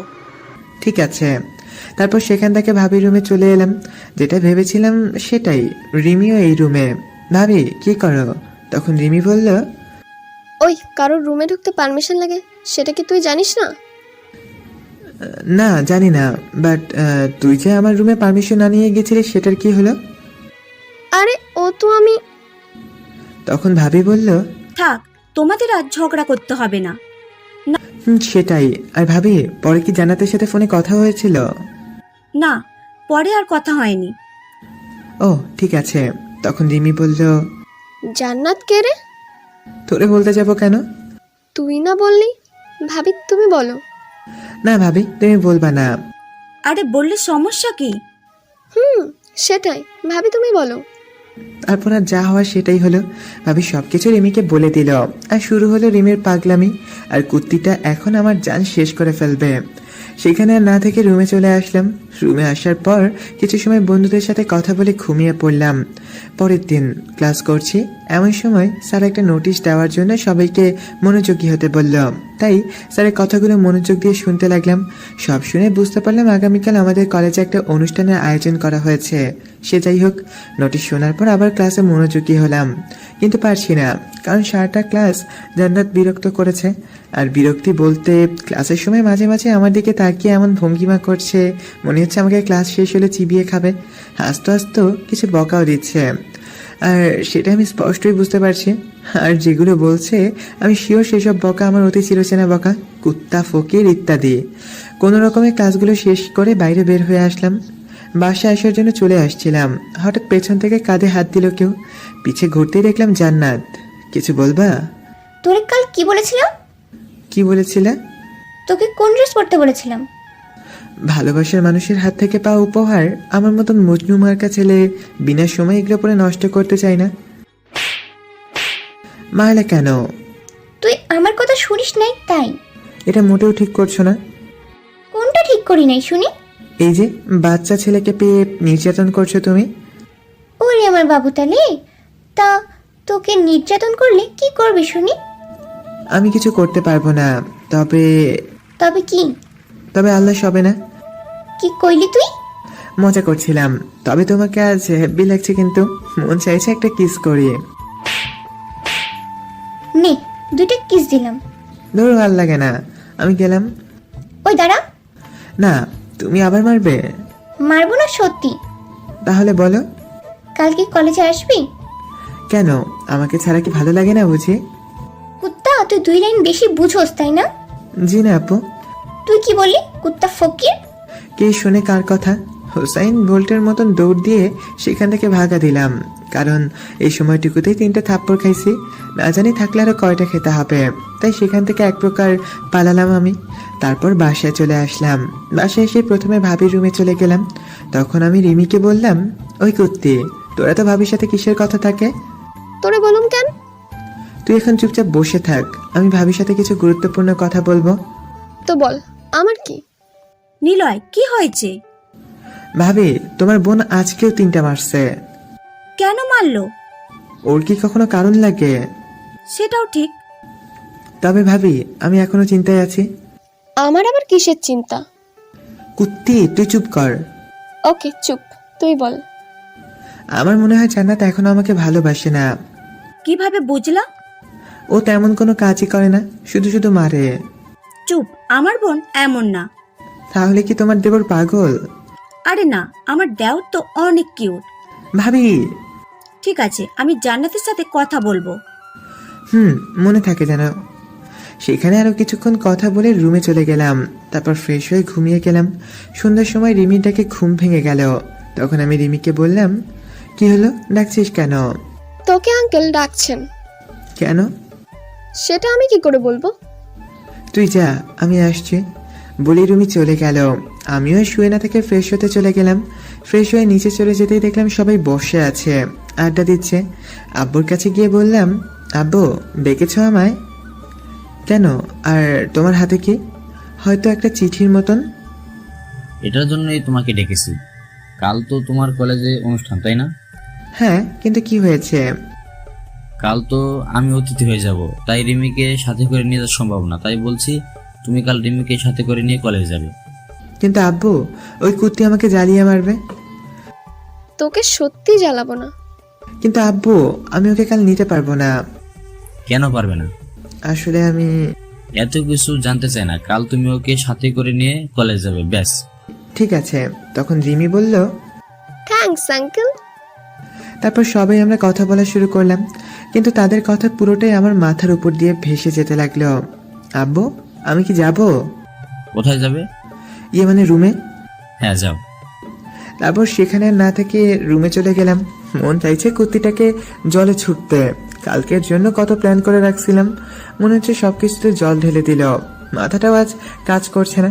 থাক, এত কিছু ভেবে লাভ নেই, যা হবার পরে দেখা যাবে। সেদিনের মতন ঘুমিয়ে পড়লাম। পরদিন কলেজে যাওয়ার জন্য তৈরি হব। এমন সময় জান্নাতের দেওয়া ড্রেসের কথা মনে পড়ল। ভাবছি মেয়েটাকে একটু সারপ্রাইজ দিলে কেমন হয়। তাই আর কিছু না ভেবে জান্নাতের দেওয়া ড্রেসটা পরলাম। তবে মেয়েটা যতই বদমেজাজি হোক না কেন, সব কিছুরই সুন্দর পছন্দ আছে তার। ও, আপনাদের তো একটা কথা বলাই হয়নি, জান্নাত কেমন ড্রেস উপহার দিয়েছে। তবে এখন শুনুন, সেদিন মার্কেটে গিয়ে একটা শার্ট একটা পাঞ্জাবি কিনেছিল, কিন্তু অবাক করা বিষয় হলো আমার পছন্দের কালারের পাঞ্জাবি। তারপর সেই পাঞ্জাবিটা পরলাম, পাঞ্জাবিটা পরে রিমিকে ডাকবো, এমন সময় জান্নাত কল করলো। ভাবতেই পারছি না, সে যাই হোক কলটা ধরলাম। ওই ফকির, এত সময় লাগে কল ধরতে? কি আর করব, তুমি কল করছো আমি বিশ্বাস করতে পারছি না, তাই একটু সন্দেহ হচ্ছিল, যার জন্য একটু দেরি হলো। তোকে কি বলবো আল্লাহ। ওকে বাদ দাও, এখন বলো কল করেছো কেন? আজ একটু তাড়াতাড়ি কলেজে আসতে পারবি? মনে হচ্ছে একটু দেরি হবে। কুত্তা, তুই যদি আজ দেরি করিস তাহলে তোর খবর আছে। কোন চ্যানেলে সম্প্রচার করা হবে গো? ধুর, তোর সাথে কথা বলাই আমার ভুল। আমারও তাই মনে হয়। কি বললি তুই? কই কি বললাম? তুই আগে কলেজে আয়, তারপর তোকে দেখাচ্ছি। কথাটা বলে কেটে দিল। কিছু একটা বলবো সেটারও সুযোগ দিল না। ধর, ভাল লাগে না। ফোন হাতে নিয়ে বসে আছি, আমার সময় মনে পড়লো কাল বাসায় আসার সময় জান্নাতের একটা ঘড়ি কিনেছিলাম, সেটা নিয়ে গেলে হয়তো অনেক খুশি হবে, সাথে আজ মার খাওয়ার হাত থেকে বাঁচবো। তারপর ড্রয়ার থেকে ঘড়িটা বের করে পকেটে নিলাম। তখন রিমি বলল, ওই কুত্তা, তুই কি মেয়ে যে রেডি হতে এত সময় লাগে? আমার অনেক আগে হয়ে গেছে। তাহলে আসিস না কেন? তুই গাড়িতে যা, আমি আসছি। তাড়াতাড়ি আসবি। রিমি চলে যাওয়ার পর বিছানা থেকে ফোনটা হাতে নিলাম, আর মনে মনে ভাবছি জান্নাতকে নতুন করে প্রপোজ করব। যদি আমার ভালোবাসা গ্রহণ করে তাহলে ওকে এরপর কোনো এক সময় বুঝিয়ে বলবো। আর রাজি না হয়ে যাবে কোথায়? ভাবি তো বলেছে জান্নাত আমাকে ভালোবাসে, আমার আব্বুর সম্পত্তিকে না, তাহলে ভয় কিসের? মনে মনে এসব ভাবছিলাম, তখন মনে পড়লো রিমির কথা। অনেকক্ষণ আগে আমাকে ডেকে গেল। রুমে না থেকে গাড়ির কাছে চলে আসলাম, দেখলাম ড্রাইভার বসে আছে। রাকিব, তুমি থাকো, আমি নিজে যেতে পারবো। ঠিক আছে। তারপর রাকিব গাড়ি থেকে নেমে গেল। গাড়িতে ওঠার পর দেখলাম রিমি পিছনে বসে আছে। তাকে বললাম, ওই সামনে আয় পেতনি। কেন? আমি কি তোর ড্রাইভার যে তোকে এভাবে নিয়ে যাব? এখানে থাকি না। লাথি খাবি কুত্তি, তাড়াতাড়ি সামনে আয়। কুত্তা, তোর জন্য কোনো কিছুতেই শান্তি নেই। কেন? আমার বাবুটার সাথে কথা বলতে চাইলাম। বাবু যাও, ফিডার খাও। দেখ নিলয়, সবকিছুতে মজাই নিবি না। ঠিক আছে, নিব না। আর তুই কি জানিস আঙ্কেল অনুষ্ঠানের প্রথম অতিথি? জানি না, তবে আব্বু ছাড়া কেই বা হবে? সেটাও ঠিক। রিমি, তুই তো একটা মেয়ে তাই না? কেন, আমাকে কি তোর ছেলে মনে হয়? আরে তুই তো আমার কলিজার বোন। থাক, পাম দেওয়ার দরকার নাই। তোকে আমি হাড়ে হাড়ে চিনি। কোনো সমস্যার সমাধান পাওয়ার জন্য এমনই করিস। তাহলে তো বুঝতেই পারছিস। এখন সমস্যাটা কি সেটা বল। জান্নাতকে কি উপহার দেওয়া যায়? গিফট করবি নাকি প্রপোজ করবি? দুটোই। রিং দিতে পারিস। আমি কি বিয়ে করছি যে রিং দিব? তাহলে ঘড়ি দিতে পারিস। ধন্যবাদ বোনো, ঘড়ি কিনছি। জান্নাতের জন্য? ওকে ছাড়া কাকে দিব বল? তারপর রিমির সাথে সারাটা রাস্তা কথা বলতে বলতে কলেজে চলে এলাম। গাড়িটা একপাশে পার্ক করার পর অনুষ্ঠানের সামনে এগিয়ে গেলাম। লক্ষ্য করে দেখলাম আব্বু আর প্রিন্সিপাল স্যার নেই। বুঝতে আর দেরি হলো না, তারা এখন প্রিন্সিপাল স্যারের রুমে বসে আড্ডা দিচ্ছে। সেদিকে আর না ভেবে রিমিকে সাথে করে নিয়ে জান্নাতকে খুঁজতে লাগলাম, কিন্তু খুঁজে পাওয়া তো দূরে থাক, জান্নাতের গন্ধটাও পাচ্ছি না। তখন রিমি বলল, নিলয়, জান্নাতের ছবি আছে তোর কাছে? না, তবে ভাবির কাছে আছে। এখন ভাবিকে কোথায় পাবো? একটু অপেক্ষা কর, এমনিতেই দেখতে পারবি। ঠিক আছে। তারপর রিমির সাথে কথা বলতে লাগলাম। কুত্তিটা এমন এমন কথা বলে যেন না হেসে থাকাই যায় না। রিমির সাথে মজা করছি, হঠাৎ দেখলাম জান্নাত। আজকে মনে হচ্ছে এক অন্য জান্নাতকে আমি দেখছি। পরনে নীল শাড়ি, খোলা চুল, হাত ভর্তি হরেক রকম চুড়ি, কপালে ছোট একটা লাল টিপ, ঠোঁটে হালকা লিপস্টিক, এক কথায় আকাশ থেকে ভেসে আসা কোনো নীল পরি। জান্নাতকে দেখে আজ মন চাইছে জড়িয়ে ধরে আদর করি। মনে মনে এসব ভাবছি, তখন জান্নাতের এমন কাজ দেখে একটু অবাক হইনি, কারণ মেয়েটা আগে থেকে এমন। তাই রিমির সাথে কথা না বলে দূরে জান্নাতের সামনে গেলাম, কিন্তু জান্নাতকে আমাকে দেখে অন্যদিকে চলে যেতে লাগলো। জান্নাত এমন ব্যবহার দেখে মন চাইছিল চুল ধরে আচ্ছা মতন পিটাই। জান্নাত চলে যাবে এমন সময় চুলটা ধরে কাছে নিয়ে আসলাম। জান্নাতকে এভাবে সবার সামনে কাছে টেনে আনায় মেয়েটা এক প্রকার ভয় পেয়ে যায়, যার চেহারায় স্পষ্ট ভেসে উঠেছে। আর জান্নাতকে এমন দেখতে নিজেরও অনেক ভালো লাগছিল, তবে জান্নাত বারবার ছুটতে চাইছিল, কিন্তু আমার শক্তির সাথে আর পেরে উঠছিল না। হঠাৎ মনে পড়লো আমরা এখন কলেজে, তাই জান্নাতকে ছেড়ে দিলাম। জান্নাত আমার থেকে সরে গিয়ে সজোরে কয়েকটা থাপ্পড় মারলো। প্রতিদিন যেভাবে থাপ্পড় দেয় আজ একদম তার ব্যতিক্রম। থাপ্পড় মারার পর বলতে লাগলো, কুত্তার বাচ্চা, তোর সাহস হয় কি করে আমাকে স্পর্শ করার? আমি তোকে কত ভালো ভাবতাম, আর তুই কি না? যদি তুই আমাকে ভালোবাসবি না, তাহলে কেন আমাকে ভালোবাসার স্বপ্ন দেখাতি? তুই জানিস তোর জন্য সবাইকে কত মিথ্যা বলতে হয়েছে, আর তুই কি না আজ অন্য একটা মেয়ের সাথে বসে হাসাহাসি করছিস? আর এটা ছাড়, তোর মতো ফকিরের বাচ্চা কি বা করতে পারে? সেদিন ওই মেয়েটা ঠিকই বলেছিল যে তোরা কলেজে আসিস শুধু বড়লোক বাবার মেয়েকে পটাতে। কথাগুলো একবারে বলল। জান্নাতের কথা শুনে কিছুটা অবাক হয়ে বললাম, কিছুটা বলে ভুল হবে, অনেকটাই অবাক হয়েছে। আশেপাশে তাকিয়ে দেখলাম কিছু ছেলে মেয়ে আমার প্রতি বাজেভাবে তাকিয়ে আছে। হঠাৎ চোখে পড়ল আব্বুর উপর। আমি স্পষ্ট বুঝতে পারলাম আব্বুর চোখ রাগে লাল হয়ে গেছে, কিন্তু আমি বুঝতে পারছি না আমার এখন কি করা প্রয়োজন। মাথা নিচু করে আবার আব্বুর দিকে তাকালাম, দেখলাম প্রিন্সিপাল স্যারের সাথে কথা বলে আব্বু চলে গেল। তারপর জান্নাত বলল, এই কুত্তার বাচ্চা, কথা বলছিস না কেন? এসব করতে আসিস কলেজে, তাই না? আর আজকে আপনাকে বলে দিব যেন তোর মতো ফকিরের বাচ্চাকে তাদের ড্রাইভার যেন না রাখে। অনেকক্ষণ রিমি আমাদের কথা শুনছিল, ওর দিকে তাকাতেই কেন জানি লজ্জা লাগছে। তখন রিমি বলল, মেয়েটাকে জান্নাত। কি আস্তে আস্তে কথা বলছিস? আমার মন চাইছে তোকে। জান্নাতকে মারলো রিমি। এই মেয়ে, অনেক সময় ধরে তোমার এমন আচরণ দেখছি। কিছু না জেনে না বুঝে অন্যের প্রতি কিছু মন্তব্য করা একটা ভদ্র মেয়ের ব্যবহার হতে পারে না। কি বলতে চাও তুমি? সেটা তুমি যা মনে করো। তুমি আমাকে চেনো আমি কে? আর এই ছোট লোকটার জন্য আমাকে মারলি? তুমি আমাকে চেনো আমি কে? চুপ, একদম চুপ। তুমি কি মনে করেছো? হ্যাঁ, ও সামান্য একটা ড্রাইভার। সেটা ছাড়া আবার কি হবে? আর তুমি এত কথা বলছো কেন? জানো আমি ওকে কেন মেরেছি? আজ ওকে মেরেছি শুধু তোমার জন্য। আমি সেটা আগেই বুঝতে পেরেছি কেন ওকে মারছো। তুমি কি চেনো নিলয়কে? রিমি তুই চুপ কর। তুই মানে? হ্যাঁ তুই। আমি নিলয়ের খালাতো বোন। আর তুমি আদৌ জানো নিলয় কে? কে তার বাবা? না। এই অনুষ্ঠানের প্রধান অতিথি কে সেটা জানো? আমার আপুর শ্বশুর। তোমার আপুর শ্বশুর? কিন্তু নিলয় কে সেটা জানো? তিনি নিলয়েরও বাবা। আর তুমি ওকে কি ড্রাইভার বলছো? How funny. আমি তোমার কথা শুনে খুশি হয়েছিলাম যে তুমি আঙ্কেলের টাকাকে নয় বরং নিলয়কে ভালোবাসো, কিন্তু আজ কি দেখলাম। ছি নিলয়, আমি গাড়িতে গেলাম, তুই তাড়াতাড়ি গাড়িতে আয়। কথাগুলো বলে রিমি সেখান থেকে দ্রুত চলে গেল। জানো জান্নাত, আজ তোমাকে নতুন করে ভালোবাসি কথাটা বলতে চেয়েছিলাম, কিন্তু আমার কপালটা এতই খারাপ যে তুমি আমাকে ভুল বুঝলে। সে যাই হোক, তোমাকে আর কখনো বিরক্ত করব না। আর হ্যাঁ, তোমার জন্য একটা ঘড়ি এনেছিলাম, ভালো লাগলে রেখে দিও। ভালো থেকো, আর পারলে আমাকে মাফ করো। কথাগুলো একবারে বলে চলে আসলাম। গাড়িতে উঠেই কেন জানি না কান্না করতে ইচ্ছে করছিল, কিন্তু একটা বাধা যা আমাকে কান্না করতে বারণ করছিল। আই এম সরি ভাই, আমার জন্য এসব হয়েছে। আরে এখানে তোর কোনো দোষ নেই। আমি বুঝতে পারছি তোর মনের অবস্থা। আরে পাগলি, কান্না করছিস কেন? যা হবার তা হয়ে গেছে। তারপর আর সেখানে না থেকে বাসায় চলে আসলাম। রিমি তুই ফোনটা নিয়ে যা আমার। ঠিক আছে। রিমি চলে যাওয়ার পর আমি গাড়িটা পার্ক করে বাসায় ঢুকতেই আব্বুকে এমনভাবে দেখবো ভাবতেই পারিনি, যে কিনা ছোট থেকে গায়ে একটা আঁচড় অব্দি দেয়নি, আজ সে কিনা আমাকে মারলো। অবাক হয়ে আব্বুর দিকে তাকালাম। আব্বু তখন বলতে লাগলো, আমি তোকে কি ভেবেছিলাম আর তুই কি হয়েছিস সেটা আমি ভাবতেই পারছি না। কিন্তু আব্বু। চুপ, একদম চুপ। তোর মুখ থেকে আর কখনো আমি আব্বু ডাক শুনতে চাই না। বেরিয়ে যা আমার সামনে থেকে এই মুহূর্তে। কি বলছো এসব? আমি কারো কোনো কথা শুনতে চাই না।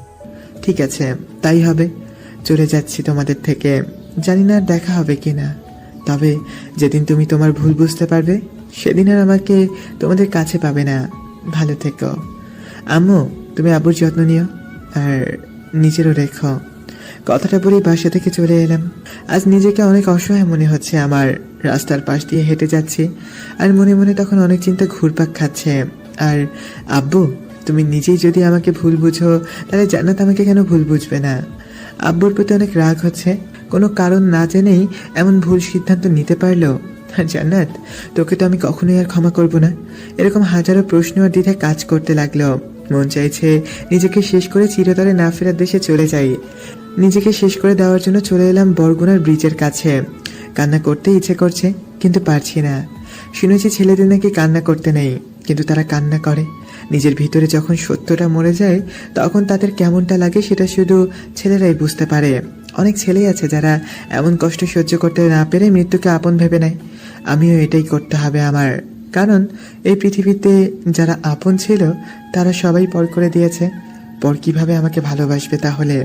ব্রিজের রেলিংটা ধরতেই মনে পড়লো সবাই আমাকে ছেড়ে দিয়ে হয়তো ভালোই তো করেছে। তাদের যদি আমি দেখাতে পারি যে আমি নিজেও কিছু একটা করতে পারি, কিন্তু কি আমাকে সাহায্য করবে? ফোনটাও আনিনি যে কাউকে কল করব। হঠাৎ জয়ের কথা মনে পড়লো। তারপর আর সেখানে না থেকে জয়ের বাসায় চলে গেলাম। জয়ের বাসায় কলিং বেল বাজাতেই দেখলাম জয় দরজা খুলে দিল। নিলয়, তোকে আজ এমন দেখাচ্ছে কেন? অনেক কিছু হারিয়ে ফেলেছি রে। মানে কি বলছিস? তুই এক রুমে আয়। এরপর জয়ের রুমে চলে গেলাম। ফ্রেশ হয়ে সোফায় বসার পর জয়কে সব খুলে বললাম। জান্নাত এমনটা আদৌ করতে পারলো? মন চাইছিল, মরে যেতে গিয়েছিলাম ব্রিজের উপর। চলে যেতে চেয়েছিলাম না ফেরার দেশে। আর একবার এই কথা বললে তোকে মেরেই ফেলবো। তুই আর কি মারবি? নিজের ভিতরটাই যে মরে গেছে। তুই এখানে বসে থাক, আমি আসছি। কিছু সময় পর জয় আবার রুমে আসলো, সাথে ভাতের প্লেট নিয়ে। এটা খেয়ে নে। না রে, ভালো লাগছে না। বলছি না, খেয়ে নে। তারপর জয় এক ধরনের জোর করে খাইয়ে দিল। এখন কি করবি? তোর চাচু তো কানাডার একটা কোম্পানিতে জব করে। যদি তোর চাচুকে বলে দিতি তাহলে সেখানে একটা জবের পাশাপাশি পড়াশোনা করতে পারতাম। তুই কি সত্যি কানাডা যাবি? বেঁচে থাকার জন্য যেতে হবে, অন্তত গ্রাজুয়েটটা কমপ্লিট করতে হলেও আমাকে যেতে হবে। ঠিক আছে, আমি চাচুকে বলে দিচ্ছি। আর তোর তো আগে থেকেই পাসপোর্ট আছে, তাই না? সেটাতে হবে না, নতুন করে লাগবে। কেন? আমি ওই বাসায় আর যেতে পারবো না। কেন পারবি না? জানি না, কিন্তু আমি আর যেতে পারবো না। ঠিক আছে, আমি সব ব্যবস্থা করছি। আর শোন, আমার কিছু বৃত্তি পাওয়ার টাকা আছে, সেগুলো তুলতে হবে। আমি সেগুলো তুলে তোকে দিচ্ছি, আর তুই কিছু টাকা লাগিয়ে একটু তাড়াতাড়ি সব ম্যানেজ কর। আমি আর এখানে থাকতে পারবো না। সারা তুই কি আমার পর ভাবিস? তুই আমার জন্য, আমার পরিবারের জন্য কি করেছিস সব ভুলে গেছিস। আরে এই বাসাটাই যে আছি সেটাও তোর ভাগ আছে। তোর মনে আছে তুই এই বাসা তৈরিতে তোর বাবা থেকে কত টাকা আমাদের দিয়েছিস? সেগুলো তো মনে নেই। আর তুই আজ বলছিস তোর থেকে টাকা নেব? তুই দুদিন অপেক্ষা কর, আমি আর আব্বু মিলে সব করছি। ঠিক আছে, কিন্তু কেউ যেন না জানতে পারে। তাই হবে। তারপর জয় চলে গেল। আমি সেখানে বসে ভাবতে লাগলাম, যার জন্য এত কিছু করলাম সেই কিনা আমাকে এভাবে অপমান করলো। ওর জন্য আব্বুটা আমাকে ভুল বুঝলো। আর আব্বু তো জানে আমি জান্নাতকে ভালোবাসি, তাহলে কেন তিনি এমনটা করলো? মানলাম আমার ভুল হয়েছে, কিন্তু একটাবারের জন্য তো শুনতে চাইলো না আমি কি করেছি। এখন তো আমি পরিবার থেকে দূরে আছি, কিছুদিন পর হয়তো দেশ থেকেও দূরে থাকবো। কিন্তু তোকে জান্নাত আমি কখনোই মাফ করব না। আমার অনেক বড় হতে হবে। আর মিস্টার রফিক সাহেব, আপনাকেও দেখবো আমি কি করতে পারি। সেদিনের মতন এসব ভাবতে ভাবতেই কেটে গেল। অনেকবার কান্না করতে ইচ্ছে করেছে, কিন্তু পারিনি। আর পারিনি এটা ভেবেই যে আমাকে অনেক বড় হতে হবে। পরের দিন বিকালবেলার ছাদে বসে আছি, এমন সময় জয় আর আঙ্কেল এলো। আঙ্কেলকে দেখার পর সালাম দিলাম।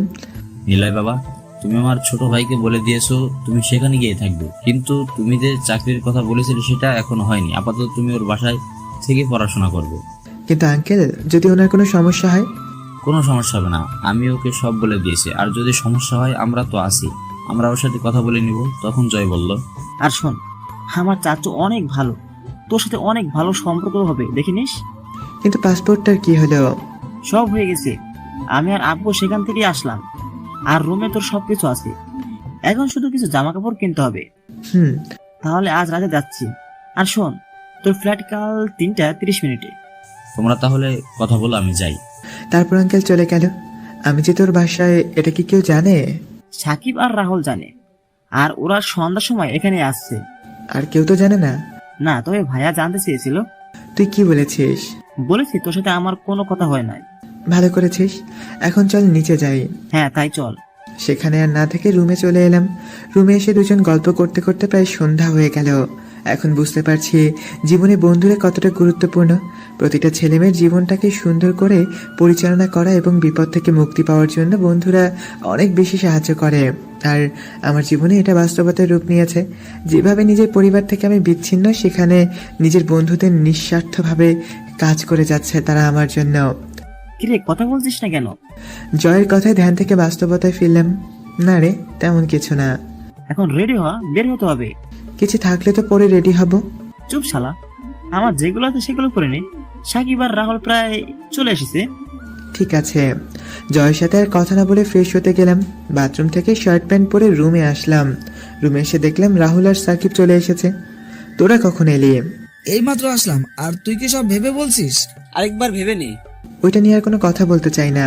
ঠিক আছে, বাদ দে, এখন চল। এরপর সবাই মিলে একটু মলে গেলাম। টুকটাক কিছু কিনে নিলাম। মার্কেট করতে করতে অনেকটাই রাত হয়ে যায়, যার জন্য রাতের খাবারের জন্য একটা হোটেলে যাই। এই রে, একটা ভুল হয়ে গেছে। নিলয়ের জন্য ফোনটা কিনা হয়নি। ইস, শালা আগে বলবি না? তার দরকার নেই। কেন? জাস্ট লাগবে না। তাহলে তোর কন্ট্যাক্ট করবো কিভাবে? তোর চাচুর ফোন দিয়ে। আর আমি ওখানে গিয়ে না হয় একটা ফোন কিনে নেব। ঠিক আছে। কথা বলতে বলতে রাতের খাওয়াটাও শেষ করে দিলাম। সাকিব আর রাহুলকে বিদায় দিয়ে আমি আর জয় ওর বাসায় চলে এলাম। সেদিনের মতন আর জেগে না থেকে ঘুমিয়ে যাই। পরের দিন ঘুম ঘুম ভাব নিয়ে চোখ খুলতে দেখলাম সাকিব আর রাহুল এসেছে। কিরে, তোরা এত সকালে? আজ তো চলে যাবি, তাই ভাবলাম আজ না হয় তোর সাথে থাকি। চল একটু ঘুরে আসি। হ্যাঁ নিলয়, চল সবাই মিলে ঘুরে এসে। ওদের সবার কথা শুনে কি বলবো বুঝতে পারছি না। কিঞ্চিত পরিমাণ হেসে দিলাম। ওই হাসছিস কেন? এমনি। চল, তোরা যেখানে বলবি আজ সেখানেই যাব। ঘুম থেকে উঠে ফ্রেশ হয়ে বাথরুমে চলে গেলাম। ফ্রেশ হয়ে সকালে নাস্তা করার পর ওদের সাথে ঘুরতে বের হলাম। প্রায় 12:30 পর্যন্ত ঘোরাঘুরি করার পর জয়ের বাসায় চলে এলাম। তবে শুধু আমি আর জয় না, সাথে সাকিব আর রাহুলটাও।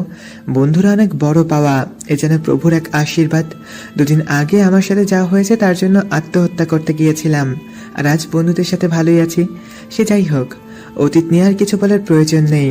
3টার দিকে বাংলাদেশ বিমানবন্দরে সবাই চলে এলাম। এরপর আঙ্কেলকে সালাম করে বন্ধুদের সাথে কথা বলতে লাগছিলাম। কথা বললে ভুল হবে, এক প্রকার কান্না করছিলাম। কিছু সময় পর নিজের স্বাভাবিক করে বন্ধুদের বিদায় দিলাম। ফ্লাইটে বসে ভাবতে লাগলাম আজ ওরা না থাকলে আজ হয়তো আমিও থাকতাম না। এরপর ফ্লাইটটা কানাডার উদ্দেশ্যে আকাশে উড়াল দিল। হাতে ঘড়ি আর মোবাইল না থাকায় কতটা সময় লেগেছে সঠিক জানি না। ফ্লাইটটা কানাডার এয়ারপোর্টে ল্যান্ডিং করালো।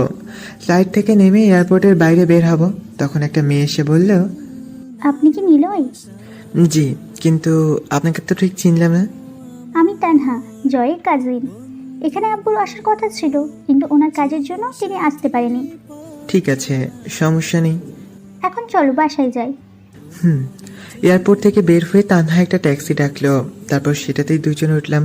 তখন তানহা বলল, এই, তুমি কি কম কথা বলো? আর সরি, হ্যাঁ তুমি করে বলে ফেললাম। আসলে সমবয়সী তো, তাই তুমি করে বলে ফেলেছি। ঠিক আছে, বলতে পারেন। ঠিক নেই, তুমিও এখন থেকে তুমি করে বলবে। আর যতদূর জানি আমি, তুমি আর আমি একই ক্লাসে, তাই তুমিও তুমি করেই বলবে। ঠিক আছে, বলবো। তোমার বাসায় কে কে আছেন?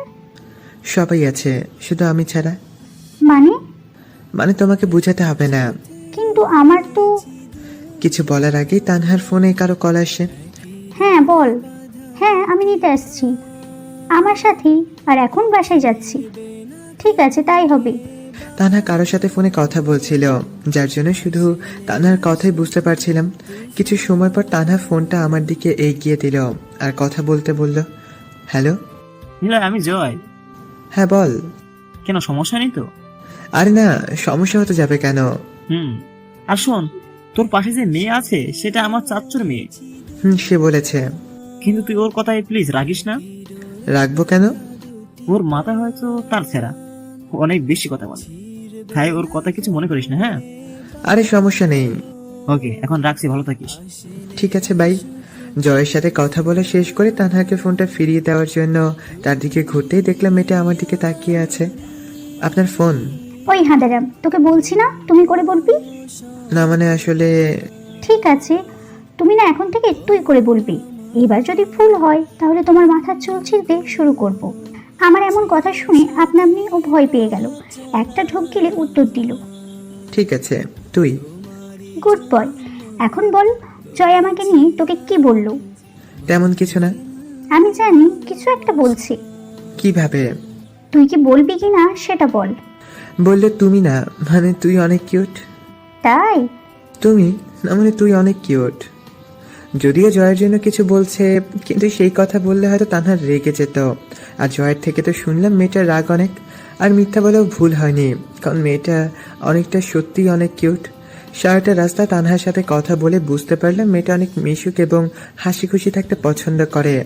একটা ফ্ল্যাটে বাসার সামনে গিয়ে ট্যাক্সিটা এসে থামলো। হয়তো এটাই তানহাদের বাসা। তারপর তানহার কলিং বেল বাজাতে একটা মধ্যবয়স্ক মহিলা দরজাটা খুলে দিয়ে ভিতরে আসতে বলল। নিলয়, ইনি আমার আম্মু। তানহার কথা শুনে আন্টিকে সালাম করলাম। জি আন্টি। তারপর আন্টি তানহাকে আমার রুম দেখিয়ে দিতে বলল। একটা রুমের ভিতর গিয়ে তানহা বলল, এটা তোর রুম, ভালো না? অনেক ভালো। আরে হবে না, তুই জানিস আজ সারা দিন আমি আর আম্মু মিলে এই রুমটা কত পরিষ্কার করেছি। জানলে তুই অবাক হয়ে যাবি। ঠিক আছে, তুই এখন যা, আমি একটু রেস্ট নেই। তুই রেস্ট নিবি নেই তাতে আমার কি? তোর কিছুই না, কিন্তু এখন তুই তোর রুমে যা। শালা ফকির, থাক তোর রুমে। রাগ দেখিয়ে তানহা চলে গেল। তানহাকে এমন ভাবে দেখে ভালোই লাগলো। আর যাই হোক, একটা বন্ধু তো পাওয়া গেল। অচেনা একটা দেশে এমন একটা বন্ধু পাওয়াটা অনেক উপকারী। ফ্রেশ হয়ে একটু ঘুমিয়ে গেলাম। ঘুম থেকে উঠে ফ্রেশ হতে চলে গেলাম। ফ্রেশ হয়ে রুমে এসে ড্রেস পরে নিচে এলাম। দেখলাম জয়ের চাচু বসে আছে। আর এনাকে আমি অনেক আগে থেকে চিনতাম, কারণ ফোনে অনেকবার কথা হয়েছে জয়ের সুলভে। আমাকে দেখে জয়ের চাচু অর্থাৎ তানহার আব্বু বলল, নিলয়, এদিকে আসো। জি আঙ্কেল। আমি বুঝতে পারছি এখানে তোমার কিছু সমস্যা হবে। চিন্তা করো না, খুব তাড়াতাড়ি তুমি এই পরিবেশের সাথে মানিয়ে নিতে পারবে। আর নিলয়, কাল তোমাকে তানহা ওর ভার্সিটিতে নিয়ে যাবে। কিন্তু আঙ্কেল, আমি তো সব সার্টিফিকেট দেখিয়ে রেখে এসেছি। তখন তানহার আব্বু বলল, জি। তারপর ওনাদের সাথে আরো কিছুক্ষণ কথা বলে রুমে চলে এলাম। ভাবতে অবাক লাগছে, যারা আমাকে ভালো করে চেনেও না তারা আমাকে কতটা উপকার করছে। আর আব্বু, তুমি কিছু না জেনেই পর করে দিলে। আগে যখন সমস্যা হতো তাহলে আম্মুর থেকে শুনে নিতাম কি করতে হবে, এখন আর সেটাও পারবো না। এসব ভাবতে ভাবতে চোখ দিয়ে জল গড়িয়ে পড়লো। তুই কান্না করছিস কেন? আচমকা এমন কথা শুনে দ্রুত চোখের জলটা মুছে ফেললাম। কোথায় কান্না করছি? আমি স্পষ্ট বুঝতে পারছি তুই কান্না করছিলি। আরে না, চোখে কিছু একটা পড়ার কারণে এমন হয়েছে। তুই ভুল দেখেছিস। দেখ নিলয়, আমাকে বোকা বানানোর চেষ্টা করবি না। এছাড়া ফোনে জয় বলল তোকে যেন আমি ডিস্টার্ব না করি, তাই প্লিজ আমাকে বল। জানতে চাই সময় কি হয়েছে? হ্যাঁ বল প্লিজ। সময় হলে বলবো, এখন না। তুই বলবি না আমাকে? এখন না, তবে প্রমিস পরে বলবো। মনে থাকে যেন। ঠিক আছে, থাকবে। এখন চল, আম্মু খেতে ডাকছেন। চল। এভাবে কিছুদিন চলে গেল। তানহার ভার্সিটিতে ভর্তি হলেও এখন ভার্সিটিতে যাইনি আমি। তাই ভাবছিলাম আজ ভার্সিটি গেলে কেমন হয়। রুম থেকে বের হয়ে আন্টির কাছে গেলাম। আন্টি, একটা কথা ছিল। আন্টি বলল, নিলয়, আমাদের কোনো ছেলে নেই, তাই বলছি তুমি এখন আমাদের ছেলের মতন। কিছু বলার জন্য পারমিশন লাগবে না। আর বলে কি বলবে? তার মানে আন্টি, আসলে আমি চাইছি যে তানহার সাথে ভার্সিটি গেলে কেমন হয়। তখন আন্টি বলল, আমাকে বসতে বলে আন্টি তার রুমে গিয়ে কিছু টাকা নিয়ে আমাকে দিল। আন্টি, না না, এটা আমার লাগবে না। কিন্তু আন্টি, আন্টি থেকে টাকাগুলো নিয়ে রুমে এসে রেডি হতে লাগলাম। কিছু সময় পর তানহার রুমে এলো। কিছু বলবি? না, তবে ভার্সিটিতে যেতে চাইছিলি তাই তোকে নিতে এলাম, চল। চল। তারপর আন্টিকে বিদায় জানিয়ে তানহার সাথে ভার্সিটিতে চলে এলাম। প্রথম দিন, তাই তেমন কোনো পড়াশোনা আমার ছিল না। আর ভার্সিটির শিক্ষকগুলো অনেক ভালো। বাঙালি জেনেও ক্লাসের সবার সাথে পরিচয় করে দিল। সেদিনের মতন ক্লাস করে তানহার সাথে বাসার দিকে রওনা দিলাম। তোর প্রথম দিন কেমন কাটলো? অনেক ভালো। কিন্তু আমার ভালো যায়নি। কেন, তোর আবার কি হলো? আরে, আমার বেস্টও আজ আসেনি। ও, বেচারি অনেক কষ্ট পেয়েছে বুঝি। চুপ থাক, আমি তোর সাথে পরিচয় করিয়ে দিতে চাইলাম, আর ওর নিজেও বাঙালি। তাহলে তো ভালোই হতো। তানহার সাথে কথা বলতে বলতে বাসায় চলে এলাম। বাসায় আসার পর আন্টির সাথে কিছুক্ষণ কথা বললাম। আন্টির সাথে কথা বললাম কারণ সেটা আপনারা সবাই জানেন, অতীতেও তো এমন হতো। কলেজ শেষ করে বাসায় এসে আম্মুর সাথে কথা বলতাম, কিন্তু এখন তো আর আম্মু নেই, তাই আন্টির সাথে কথা বললাম। আর শুধু আন্টির সাথে কথা বললাম কারণ আঙ্কেল এই সময় অফিসে কাজ করেন। অপরদিকে তানহার সাথে অনেক ভালো বন্ধুত্ব গড়ে উঠেছে। মেয়েটা অনেক বেশ অভিমানী, অল্পতেই রাগ করে, তবে রাগ করে বেশি সময় থাকতে পারে না। সকালে রাগ করলে দুপুরে রাগ হাওয়া হয়ে যায়। পরের দিন তানহা বলল, আজ কি ভার্সিটিতে যাবি? বাসা থেকে কি করব? তাহলে তাড়াতাড়ি রেডি হইনি। তুই রেডি হবি না? না, আমি এভাবেই যাব। ঠিক আছে, 5 মিনিট অপেক্ষা কর, আমি আসছি। তারপর রেডি হয়ে তানহার রুমে গেলাম। তানহা, চল, আমি রেডি হয়েছি। এত তাড়াতাড়ি? চল তাহলে। চল। তারপর দুজনে মিলে ভার্সিটি চলে এলাম। এখানে এসে যতটা উপকার হয়েছে সেরকম কিছুটা ক্ষতিও হয়েছে। আগে মন খুলে সবার সাথে কথা বলতে পারতাম, কিন্তু এখন শুধু তানহার সাথে কথা হয়। এসব হয়েছে জান্নাতের জন্য। এখন কেন জানি না জান্নাতের প্রতি অনেক রাগ হয়। কি চেয়েছিলাম আমি? শুধুমাত্র একটু ভালোবাসাই তো। আর প্রতিদান রূপে আমি কি পেলাম? কষ্ট আর পরিবার থেকে আলাদা। এসব কথা ভাবতে ভাবতে বুকের বাঁ পাশটায় চিনচিন ব্যথা অনুভব করলাম। এসব কথা ভাবছি আর এমন সময় কে যেন আলতো করে ধাক্কা দিল। লক্ষ্য করলাম তানহা। কি হয়েছে? ধাক্কা দিচ্ছিস কেন? তোকে কখন থেকে ডাকছি, শুনতে পাস না? না মানে? কি মানে করছিস? ওকে, এখন চল। কোথায় যাব? আমার বেস্ট অপেক্ষা করছি তার কাছে। কিন্তু এখন তোর ফোনটা দে। কেন? এত জানতে হবে না, তুই দে। তানহার থেকে ফোনটা নিয়ে জয়কে কল দিলাম। জয়ের সাথে কিছু কথা বলতে লাগলাম আর তানহার পিছু পিছু হাঁটলাম। কিছু সময় পর একটা মেয়ে এসে তানহাকে জড়িয়ে ধরলো। সরি দোস্ত, গতকাল আসতে পারিনি। ঠিক আছে। আরে কার কথা বলছিলি তুই? ওর কথা। এই চকলেট বয়। চুপ, ওর নাম নিলয়। আর নিলয় ও হচ্ছে আমার বেস্ট শবনম। হাই। হাই। তাদের সাথে কিছু সময় কথা বলে ক্লাসে চলে গেলাম।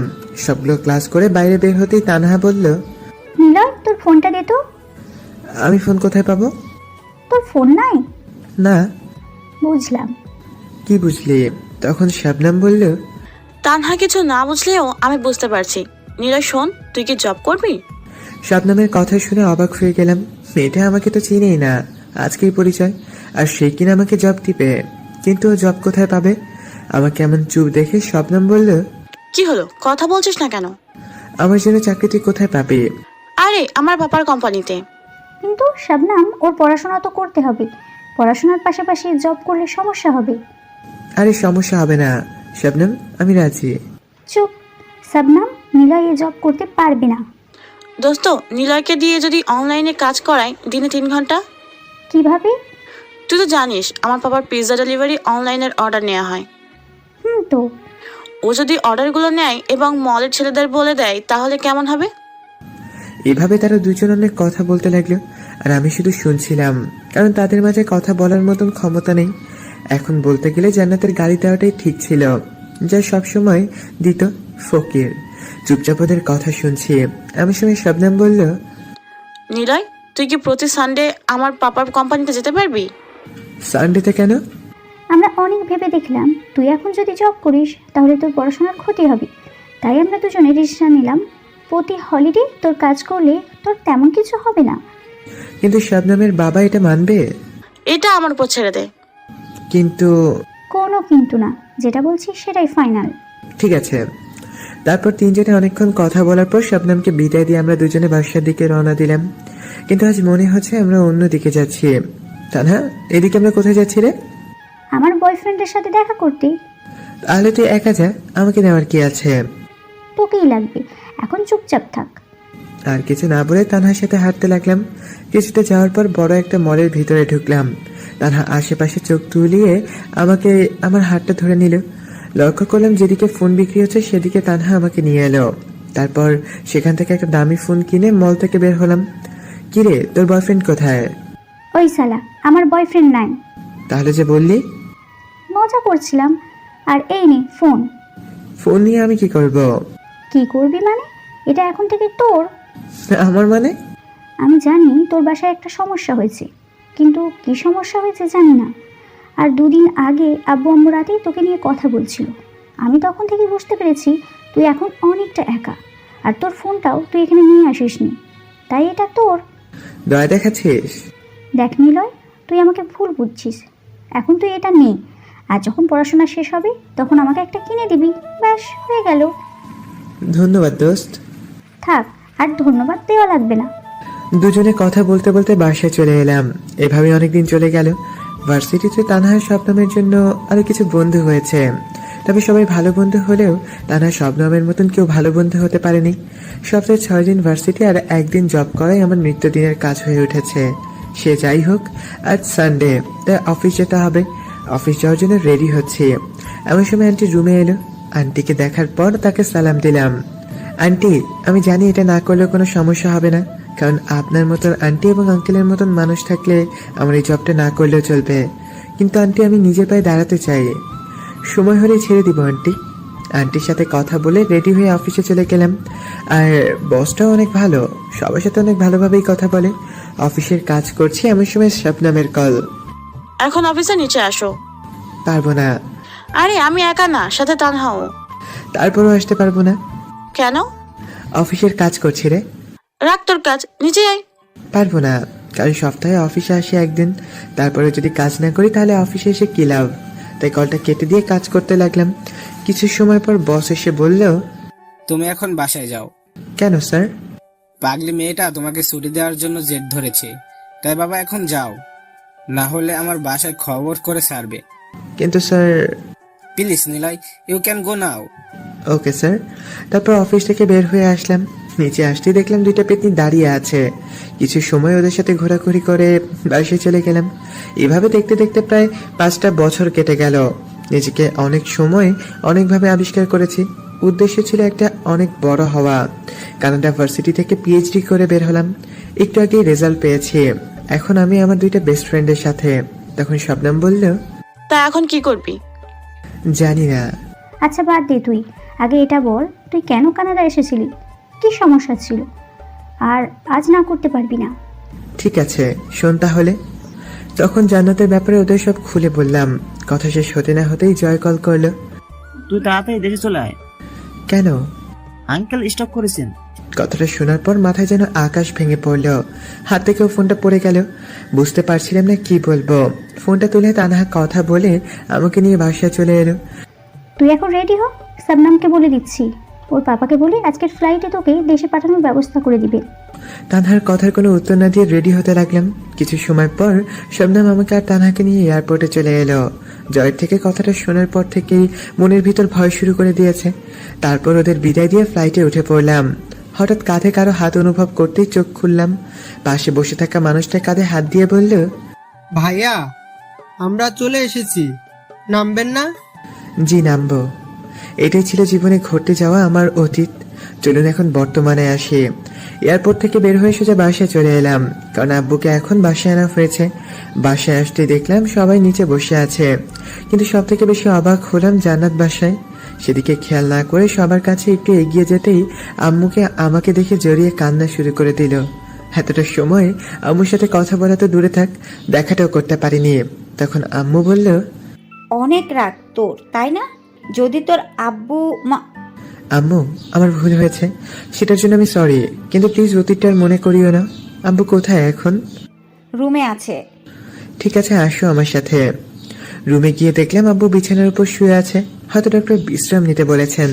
আব্বুর কাছে গিয়ে বসে তার বাম হাতটা শক্ত করে ধরতেই চোখ খুলে ফেলল। নিলয়, বলে আব্বু চোখ দিয়ে জল গড়িয়ে পড়ল। আব্বু, আমি জানি তোমার এই অবস্থার জন্য আমি দায়ী, শুধু এটার জন্য কি মাফ করা যায় না আব্বু? কথাটা বলার সাথে সাথে আব্বু জড়িয়ে ধরে কেঁদে দিলেন। আব্বুকে বোঝানোর ভাষা আমার নেই, নিজেও কান্না করে দিলাম। তবে এটা দুঃখের নয়, বরং আনন্দের। কিছু সময় পর নিজেকে স্বাভাবিক করে আব্বুকে বিশ্রাম নিতে বলে আমি নিচের রুমে চলে আসি।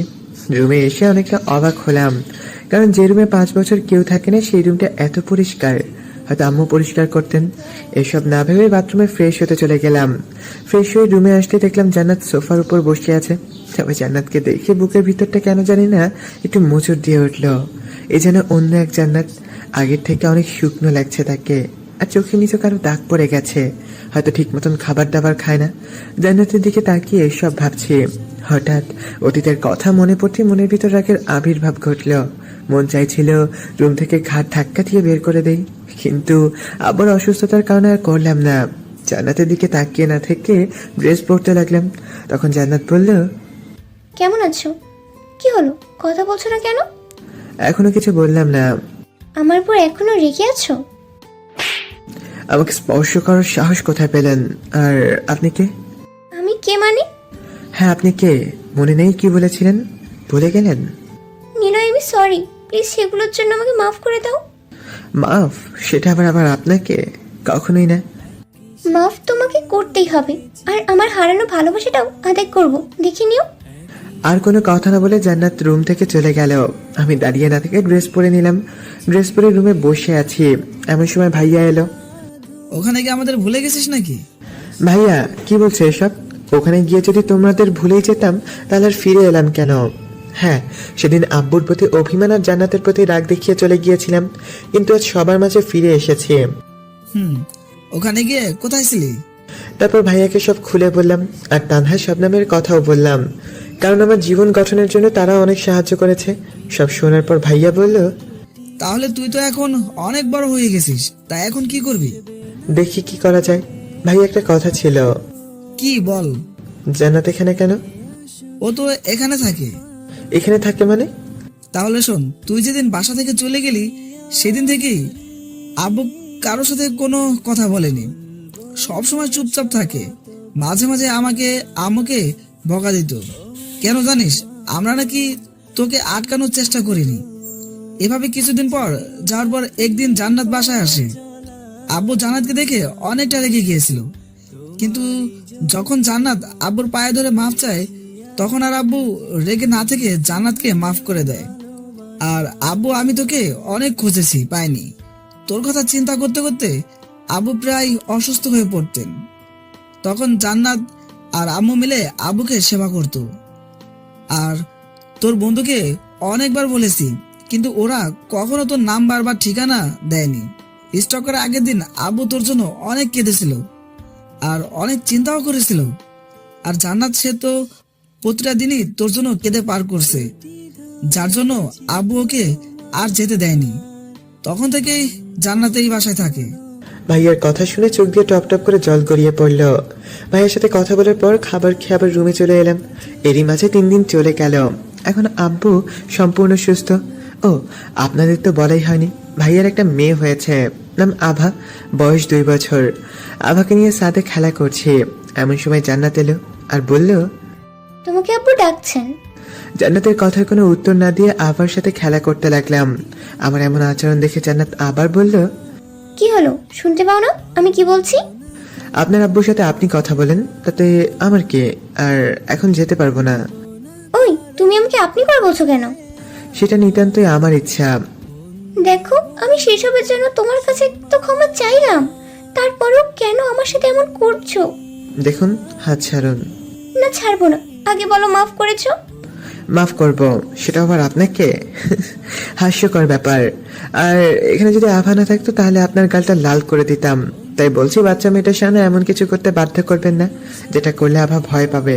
কথা শোনার পর জান্নাত আমার হাত ছেড়ে দিয়ে পুনরায় বলল, আপনি যান, আমি আভাকে নিয়ে যাচ্ছি। জান্নাতের কথার কোনো উত্তর না দিয়ে নিচে চলে এলাম। নিচে আসতে আব্বু বলল, নিলয়, আমার তো অনেক হলো, এখন আমি চাই তুমি আর তোমার ভাই কোম্পানির দায়িত্বটা নাও। আব্বু, এখন এসব করা আমার দ্বারা সম্ভব না। কেন? আগে জানতে হবে অফিসের কাজের ধরনকে। আমাকে কি কি করতে হবে সেটা আগে জানি, তারপর না হয় দায়িত্ব নিব। ঠিক আছে। এরপর আব্বুর সাথে আরো কিছু সময় কথা বলে রুমে চলে এলাম। রুমে আসতেই মেজাজ খারাপ হয়ে গেল, কারণ জান্নাত আমার রুমে। আপনি আমার রুমে কি করছেন? বেরিয়েছেন আমার রুম থেকে। আর একটু প্লিজ, প্রায় সবকিছু গোছানো হয়ে গেছে। গোছানো লাগবে না, আমি নিজেই পারবো। দেখলাম তো, গত কিছুদিন ধরে একটা কাজও করলে না, আর এখন বলছি গোছাতে নিজেই পারবে। কথাটি বলে আবার কাজ করতে লাগলো। আপনার করতে হবে না, চলে যান আমার রুম থেকে। আরে একটু আছে তো। বলছি না করতে হবে না।